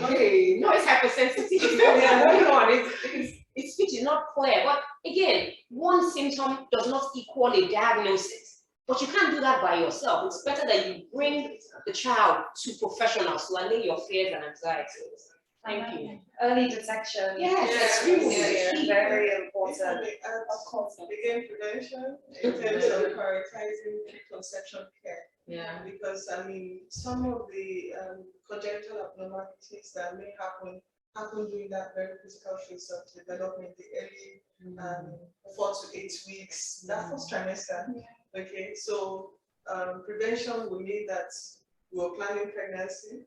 Prevention will mean that you're going for preconception care. Some people may have underlying medical conditions for which maybe their medications may need to be reviewed. And those medications may not be safe to continue into pregnancy. You don't know, you just stay back, But when you go for such, yes, they factor in the medical, condition. With advances now in healthcare, thankfully, with some conditions, some women can still achieve their desire of being, parents. It just needs to be carefully managed. So the appropriate prevention is started early. The medications that you need to be on, like folic acid, for example, you're started on, early. And if you're in the right place also, the necessary checks per trimester that will need to be done for early detection to know those that are, not compatible with like those that are compatible, but we need interventions like maybe, early interventions like seeing a developmental specialist early enough. Some of them can be managed, speech, hearing and all that. There are so many aids now to help, just challenge babies to be more functional if they are detected early and if they receive the right Prevention. Yeah. It's so key. Okay, let's move on to our next question. Sorry, I'm just making sure I don't miss any out. Okay. As a working mom, how do you cope with feeling, this is going to be an interesting one. How do you cope with feeling like your nanny spends more time with your kids than you do? She is closer to them and they sometimes want her to do things for them instead of you. I literally watched this on Netflix last night. How do you cope, mothers? What do you do? Okay, well, thank you for letting me go first. And when we were growing up, we didn't grow up with nannies. I had a stay-at-home mom who I am extremely grateful for till this day. I think I say that because she didn't have the same support that she gave me, but nonetheless she gave me. Some people would have decided not to give because they didn't get. And so we didn't have a lot of nannies. I remember my mom being hands-on and being at home. And so when I had my own daughter, I didn't want help. So I had my maternity, period. Good enough, my mom was in the country, and so she was very supportive. I was also, in the middle of my career, then trying to write exams, and so part of what she did was she would say, "Come and drop the baby Mondays to Fridays, so that you can read, pick up on the weekend." So yeah, so that was baby one, and again planning. So planned that let's wait 3 years before another child comes. By the time second baby came, I didn't have support still. Again, intentional. But I needed it more than ever. And I did get support. But many times you also need to weigh, is this person more stress than actually helping me? And what I found was that nanny was close to my son, who was a newborn, but did not like my daughter. And so I picked it up early, and at a point I just told her she would have to leave. And so I explored more options. There are always options. And I always say something, just like you said, anything else can suffer, but not my children. And so what I had to do was, go to their school. After school, they'll be extended after school, and then I'll pick them up at the end of the day. For the mother who feels like your children are getting close to the nanny, it just means that, the bonding and attachment is more likely with someone who they are seeing more. There's this psychological experiment, I think it was with the Bobo dolls, where they put two wired mesh monkeys. One was carrying food, but the other was, giving comfort to the monkeys. And what they found with that experiment was the monkeys didn't go to the one that was carrying food. The monkeys went to the one that was giving comfort. And so you need to, for me, it's not something that is likely to happen. I don't know about anyone else. But I think that, the closest person that children should be the mother. Again, we have to look at the reality of this day and age, where a lot of mothers have to work, they have to travel, they have to, do extra shifts at the workplace. But to be honest, there's no mother that will not feel bad when you start seeing the children that you carry, birthed, and all of that being closer to a nanny. And so, like she does, being intentional about spending time. When she was saying she puts them to sleep, in my mind, I'm thinking sometimes they put me to sleep. Because I'm not going to really sleep up when I wake up and I still hear them talking. And so there are those moments, those beautiful things that no one should, should replace you. You should outsource. Like for my kids, every day I monitor their bathing. I mean, I used to do it by myself every day. If I'm not around, luckily I create a weekend. Then just wait till I come back. Yeah. So there's certain things that they're like intimate moments. They're moments where you can do a lot of bonding. You may think that they don't mean anything. But it means so much. I don't have so many memories of growing up. I remember there was a day that my dad came to pick me up from school. And it was raining. And he stayed under the shed and he said, I was on the swing, and he said, let's go home. And I said, no, come on, push me. If I tell him this story, we'll be shocked. It's one of the rarest memories that I have. But that memory is there. And so while that may be the reality for you now, you may want to sit down with your children and try to find out what that individual is doing. Again, you're trying to win their hearts back, that you may need to do more. Again, you may need to spend much more time with your children. What I find that a lot more parents do these days, again, it's giving no fault to anyone, is that we leave children a lot at the hands of nannies and devices. So, the TVs are schooling the children, iPads are schooling the children, phones are schooling the children. Little things, seemingly little things. Games like chess, games like Ludo. You'll be surprised, or even bringing out, oh, guys, we're going to do arts and crafts today. We're just going to sit in the garden, paint your hands, put them here. Yeah. Those things matter. And so while, the nanny would have the duty of doing certain things for your children, there are certain things you should sit around for. Sit down to watch them eat, watch them speak, let them speak to you, have them pick out their clothes. Those seemingly little things mean quite a lot. Yeah, time. Like they always say, to a child, love is spelled T-I-M. Yeah. No matter how old Absolutely. Because no matter how old you get, you're always going to have those memories of when you were a kid and you just got that attention from your parents in one way or another, and it sticks with you. So these things are definitely important. So we have quite a load of questions that have come in. I know we're supposed to be rounding up, so I'll try and get us through them. So great discourse, thank you all. I'd like to ask, what the role of the husband is before, during, and after pregnancy? Secondly, if a woman during pregnancy starts to become depressed for whatever reasons, is there a remedy to that, either by gynecologic or psychological path? So the first question in that one is the role of a husband before, during, and after. And then if a woman during pregnancy starts to become depressed for whatever reason, is what are the remedies, gynecologic and psychological? I think we covered a lot of that. Okay. I will just going to attest the second one, if anyone may want to.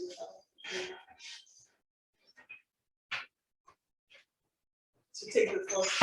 Maybe we should let Masarema, since she does Yeah. The role of the husband, so it's mostly discuss, plan, support. Pre-pregnancy, during the stage of pregnancy, post-pregnancy. It's both of you have an agreement on how you want the pregnancy to go. Both of you discussing, this is what we're going to do, or we'll put this plan in place and ensure that everything goes properly. And then the support that you need, or the support that you think, sometimes in pregnancy, they may feel left out. They feel that it's all about the woman, it's all about the baby is eating up my time. That's when depression also starts to occur for them. So it's mostly discuss, plan, and then support roles that should take place. What the husband can do is, I think you're not looking too good, so can we go out? Bonding time. It's a time of picnic. What do you think? How do you feel? What do you want to do? Can we see the doctor? Those are the things that can take place. Then see the gynecologist. I'm sure that's why medical issues can be discussed, or the things that causes distress in pregnancy can be discussed. Yeah, so early detection will discuss, we plan, and then give the support. Thanks, Serena. What about this one? Someone said that my question is, if the mother has an overwhelming urge to harm the baby and refuses to get medical assistance, what advice can you give the partner or close friends to assist? Okay, well, so, while sometimes we look at Nigerian medical practice as being backwards, sometimes it's actually quite life-saving. Sometimes in Western climes, they would say you wait until there's a threat to life. In Nigeria, sometimes we take, even when the other person cannot consent. And so it's an important function of the husband rather to identify, things that are going wrong. And so in this kind of question, either the husband has identified or relatives have identified. And so if you notice that, which is classical in postpartum depression, that the woman does not have a bond with the baby, or the woman wants to harm the babies, and she doesn't consent. At this point in time, her consent is not required. What is most important is that we are trying to ensure that a life is not lost. And so take the decision on her behalf, get help and support for her, get her to the hospital. She's unlikely to consent anyway. What has to be done has to be done. We need to get help and support for her. Thank you so much for that, Dr. Bonjour. Yes, there may be a linkage with the last question, and then she has just responded. If husbands and partners are able to accompany, their wives to antenatal classes, for example, they get valuable information during that period.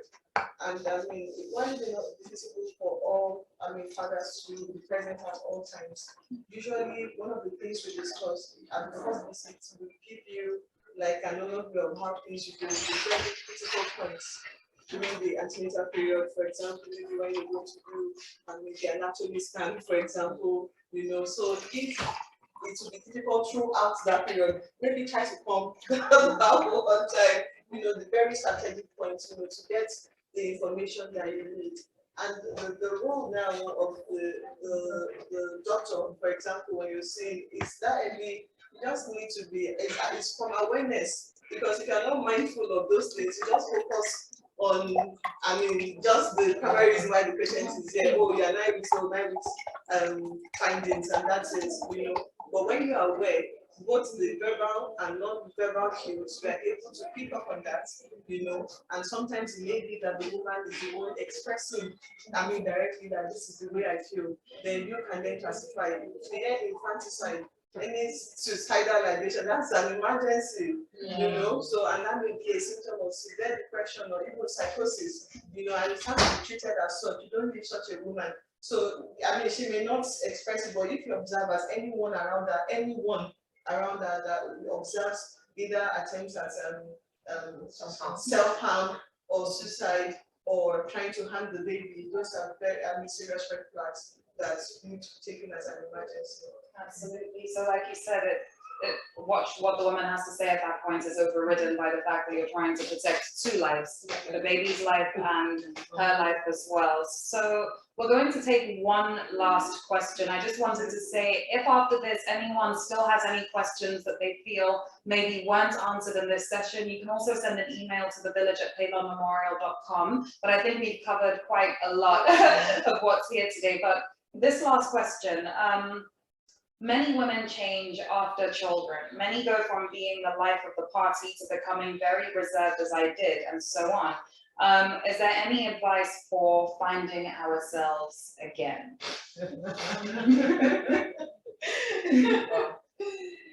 Well, I think that at the end of the day, it's something all of us should touch on.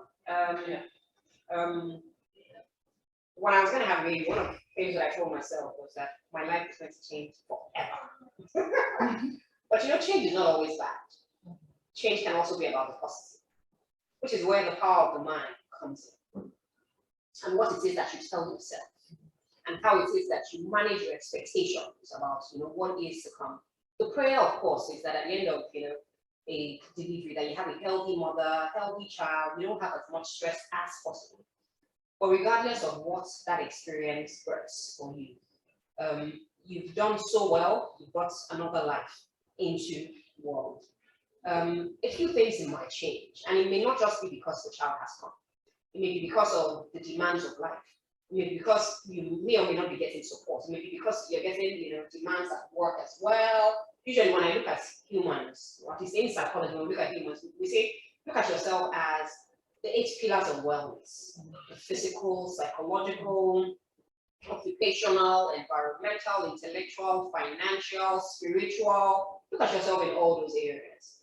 And so every day, think about how it is that you are doing well, either in one place at the expense of another.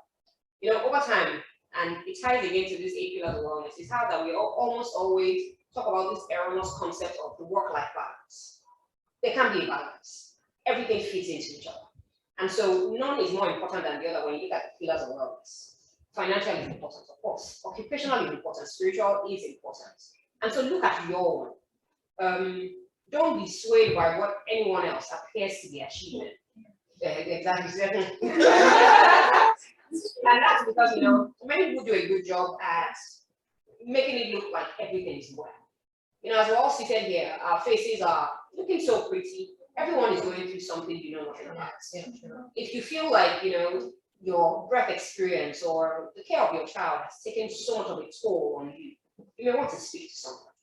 Maybe because, there are unresolved conflicts or issues or traumatic experiences that you have gone, or that the expectations that you had of the child is not what you're currently, seeing, or that, like we always say, your real self, where you are now, is far, different from the ideal. However, if you do speak to a professional in this, sense, a therapist, you'll be able to identify where it is that you are now, where it is that you want to be, but more important, learning how it is that you must do the work from where it is that you are to where it is that you're going. That will definitely reduce your distress and, of course, increase your self-esteem. So please, birth the baby, birth yourself, but don't lose yourself in the process.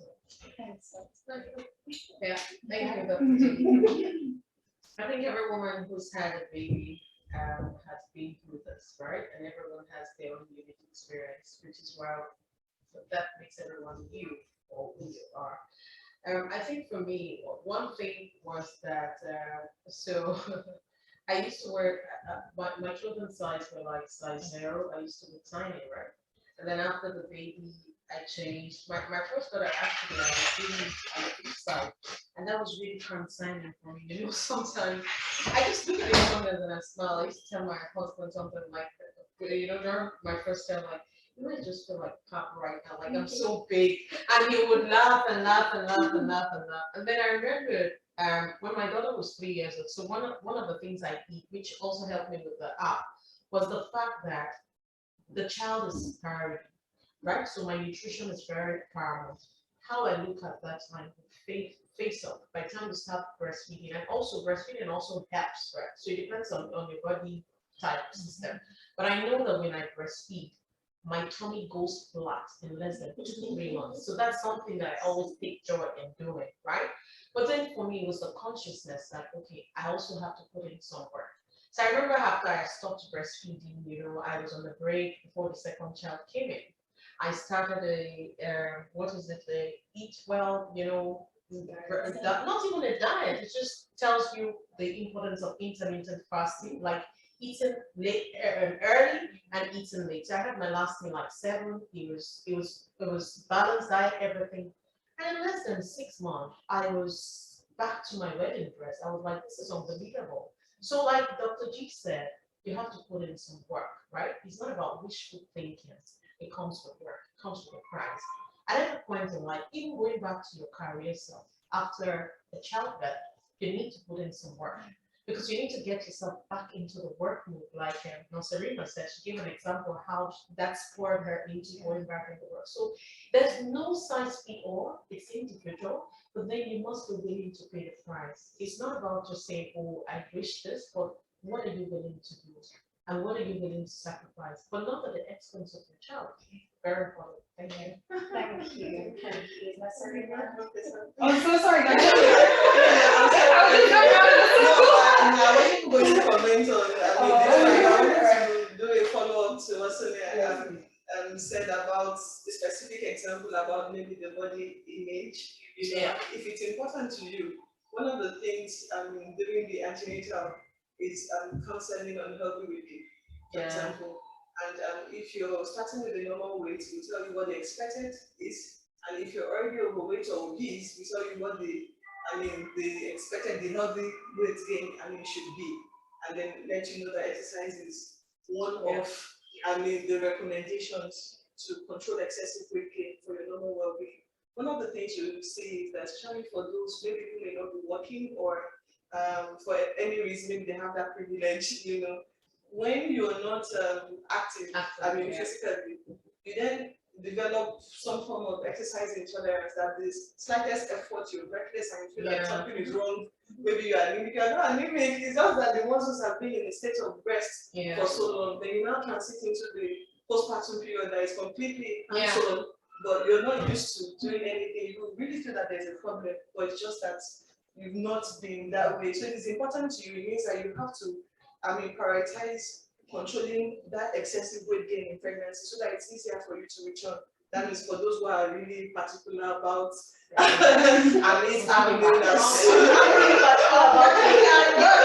was going to say that because I'm a keep fit. I used to do exercise before, even during pregnancy. I used to do a lot of workouts. So when I added it, I'm like, oh my God, I used to run out, tell my husband, like, can you run out the bikini journal? I was feeling. So my sister would say something like, you're so vain. But when I look at you and how you're raising your kids, you're two different persons. But do you know that some people would want to, like, if you start processing maybe overweight or obese, that we just tell you, all weight loss goals, you just have to suspend them because we expect, just a gradual, weight gain. For you to be, healthy, that's it.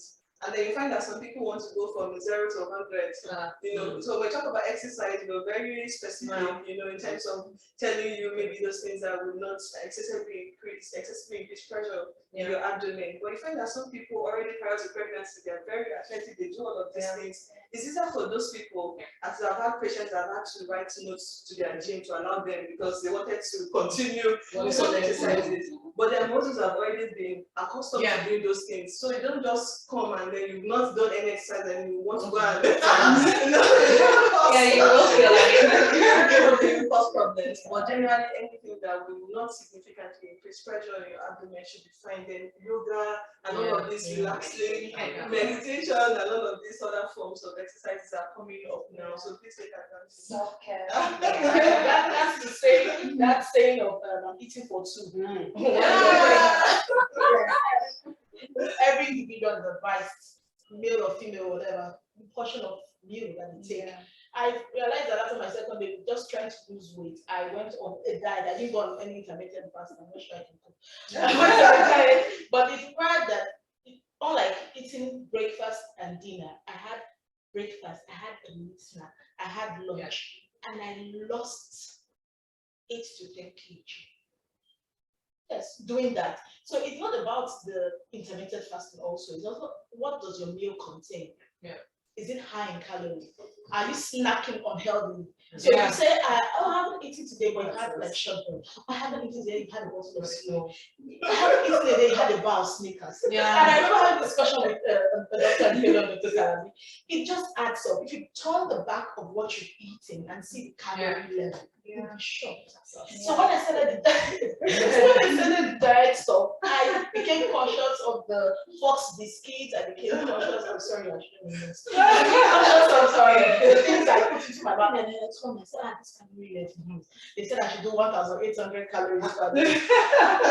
But then the vegetables, your nuts, water is amazing. Very important. You wake up, we forget to drink water. You'll be so hungry, you will stuff some food down your throat before you remember, I'm about to choke. Where's the water? So you'll be feeling exactly. So consciously, you should have a bottle of water waking up. It helps to clear the system. Consciously, you should do the same at night. So you just feel relieved. Your diet pattern should change. Even in pregnancy, we tell them, eat healthy. Don't eat for two. Eat healthy. Don't eat to the point you think you're stuffed. Eat to the point that when you eat and drink water, you can say, oh, I can continue the day.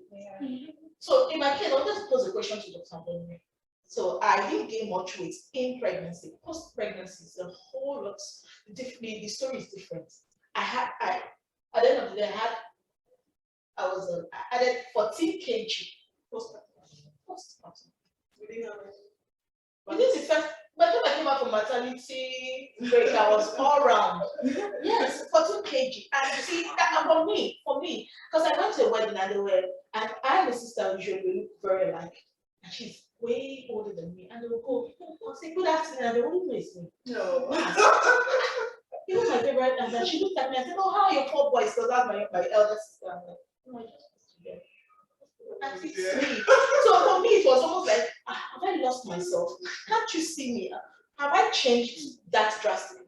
And when the picture came out from the wedding, I'm like, where am I? So I knew it was drastic. I had to go into the diet, I had to go into the exercise. Then when I came back, everybody, this change is awesome. And I'm like, okay, it gives you a bit of self-esteem, it boosts your self-esteem to know that yes, you have a semblance of what you were prior to all the pregnancy stage. But sometimes, if you notice anything too dramatic that you cannot explain, that means you're not eating excessively, you're not sedentary and you're gaining weight excessively, there may just be a reason, and your doctor can very well investigate it. Just be thyroid dysfunction, thyroidism or something. Once you feel that you cannot reasonably explain it, that a weight loss or a weight gain at any time, whether postpartum or any other time, it may just be a signal for an underlying condition.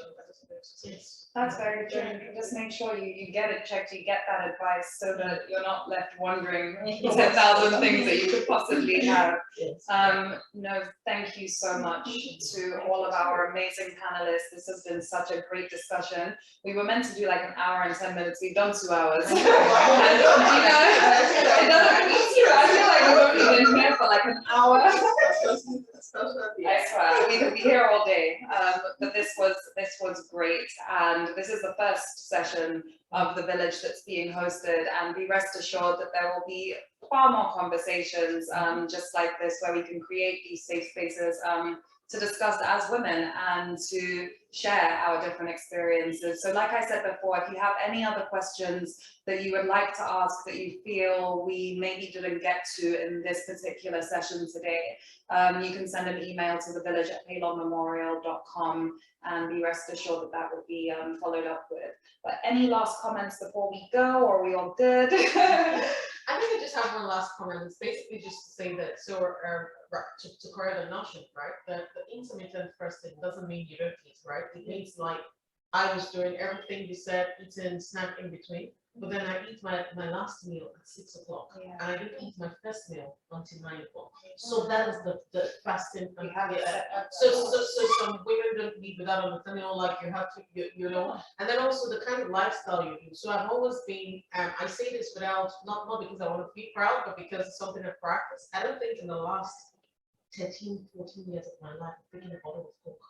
So just a decision, right?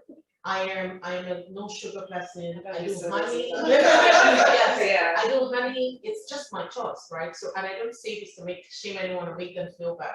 So when I start gaining weight, I'm beginning to ask myself, like, what is happening? What am I eating? You know, but after my childhood, I was like, oh my God, I feel like pop. My husband was like, oh, then don't worry. You're just like, I'm like, don't you understand? You know how you used to flaunt and like feel cool. So for me, I just wanted to get the notion going so we're on the same page. Yeah. So it's not like you're starving yourself of meals, it's just the time in between your breakfast and your last meal of the day, which helps to burn a lot of fat actually. Yeah, I have so many people in my family that swear by intermittent fasting. That would mean I do it unconsciously. Yeah, it becomes an habit. So Yeah. even currently, I was even telling my steward at home, like, we're really changing this. She said, what do you? I said, like, I can't remember, like 3-4 years ago, my last meal used to be 6-7 o'clock. I see myself eating 8 o'clock. I have events at work and I'm still lunching. And if you look at that, what happens is that your body is being active, right? When you're supposed to like be burning all the stuff and all that. So for me, it's something that I saw that really worked, and I was like, okay. And I discovered, so I was eating more tomatoes, lettuce, vegetables, and all that, and that really helped. But I'm not a sugar person, so that we don't say that. But I think it really had a good time for me. I love the fact that I'm able to talk to women out there to share my experience, you know, and at the initial stage, you know, the funny thing about our culture is if you're seeing a therapist, everybody think you're not normal. Yeah. Right, but seeing a therapist also It's very normal. It's very normal. And it's not nothing to do with, you know, having a mental illness, right? And even if, you know, at some point we all need therapy, going to the hospital to see a GP is a form of therapy, right? Which we have to live with. So I think we should learn to have an open heart, to embrace people rather than being judgmental, and just see how we can support one another, right? It's a teamwork. Takes a village. Yeah. Yeah. Yes. Thank you. Dr. Abodunri, Dr. Nasarima, we all good? Anything else? I want to say, maybe just a shout out to Dr. Onya, because I remember that as Dr.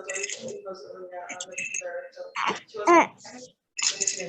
was made a phone call. I remember then we were in a meeting, she was attending a conference for pediatricians, an international conference, and I think they wanted to discuss it.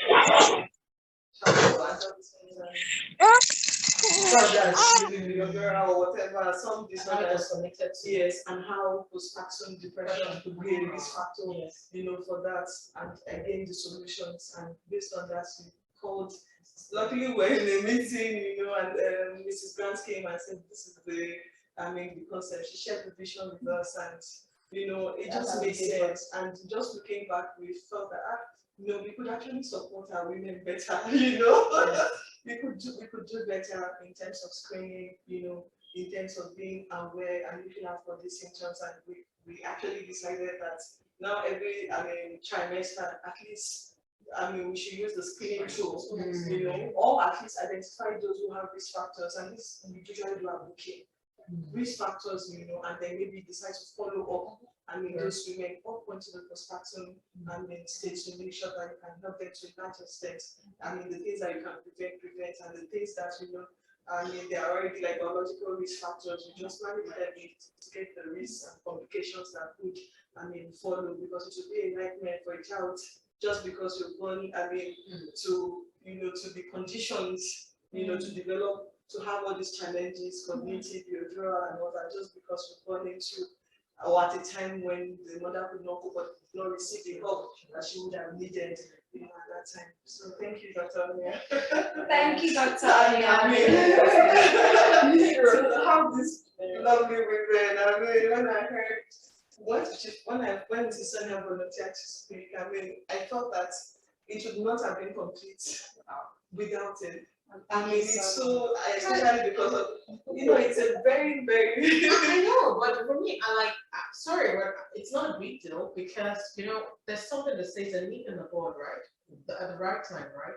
It would have been worse. So at the time I saw the therapist, she was like, after the GH, so after I left the first facility where I had the baby, they did all the scan and all that, and nothing was happening. And then I called my HM, I said, I didn't like what I'm seeing. And they said, okay, why don't we have a second one? And the thing for me, what really got me was the fact that when I got the second vaccine, it just gave me the scale for GAD, general anxiety disorder. And then when I finished, it said, you have general anxiety disorder. When I saw the therapist, she said, oh, this is getting into baby blues. So you see, it was right on time. I hadn't gotten into depression, right? But it could have been worse. I could have gotten into it. And one thing I would say, and I would like maybe something to look into further, it's when people hear postpartum depression, they jerk, like it's a big deal, right? But the little things that leads up to it, I think it's good to touch up on that before it gets to that postpartum depression. Postpartum depression might scare a lot of people who are not depressed now. What is it? You get what I mean? Yeah. Well, that's, it's a build up. It doesn't just happen overnight. It's build up, right? So for me, I think it's good to, well, I No, we just thank you still for Yeah. sharing that. Yeah. And giving us, that's insight. Absolutely. And many thanks to the team that made today work. yeah. Behind the scenes. Yes. Thank you so much. Thanks so Emma. Not at all, this Thank was you so great. I learned so much, and yeah, thank you to Palon. So Yeah. we will be back. Thank you all. Great. Yes, I'll do that.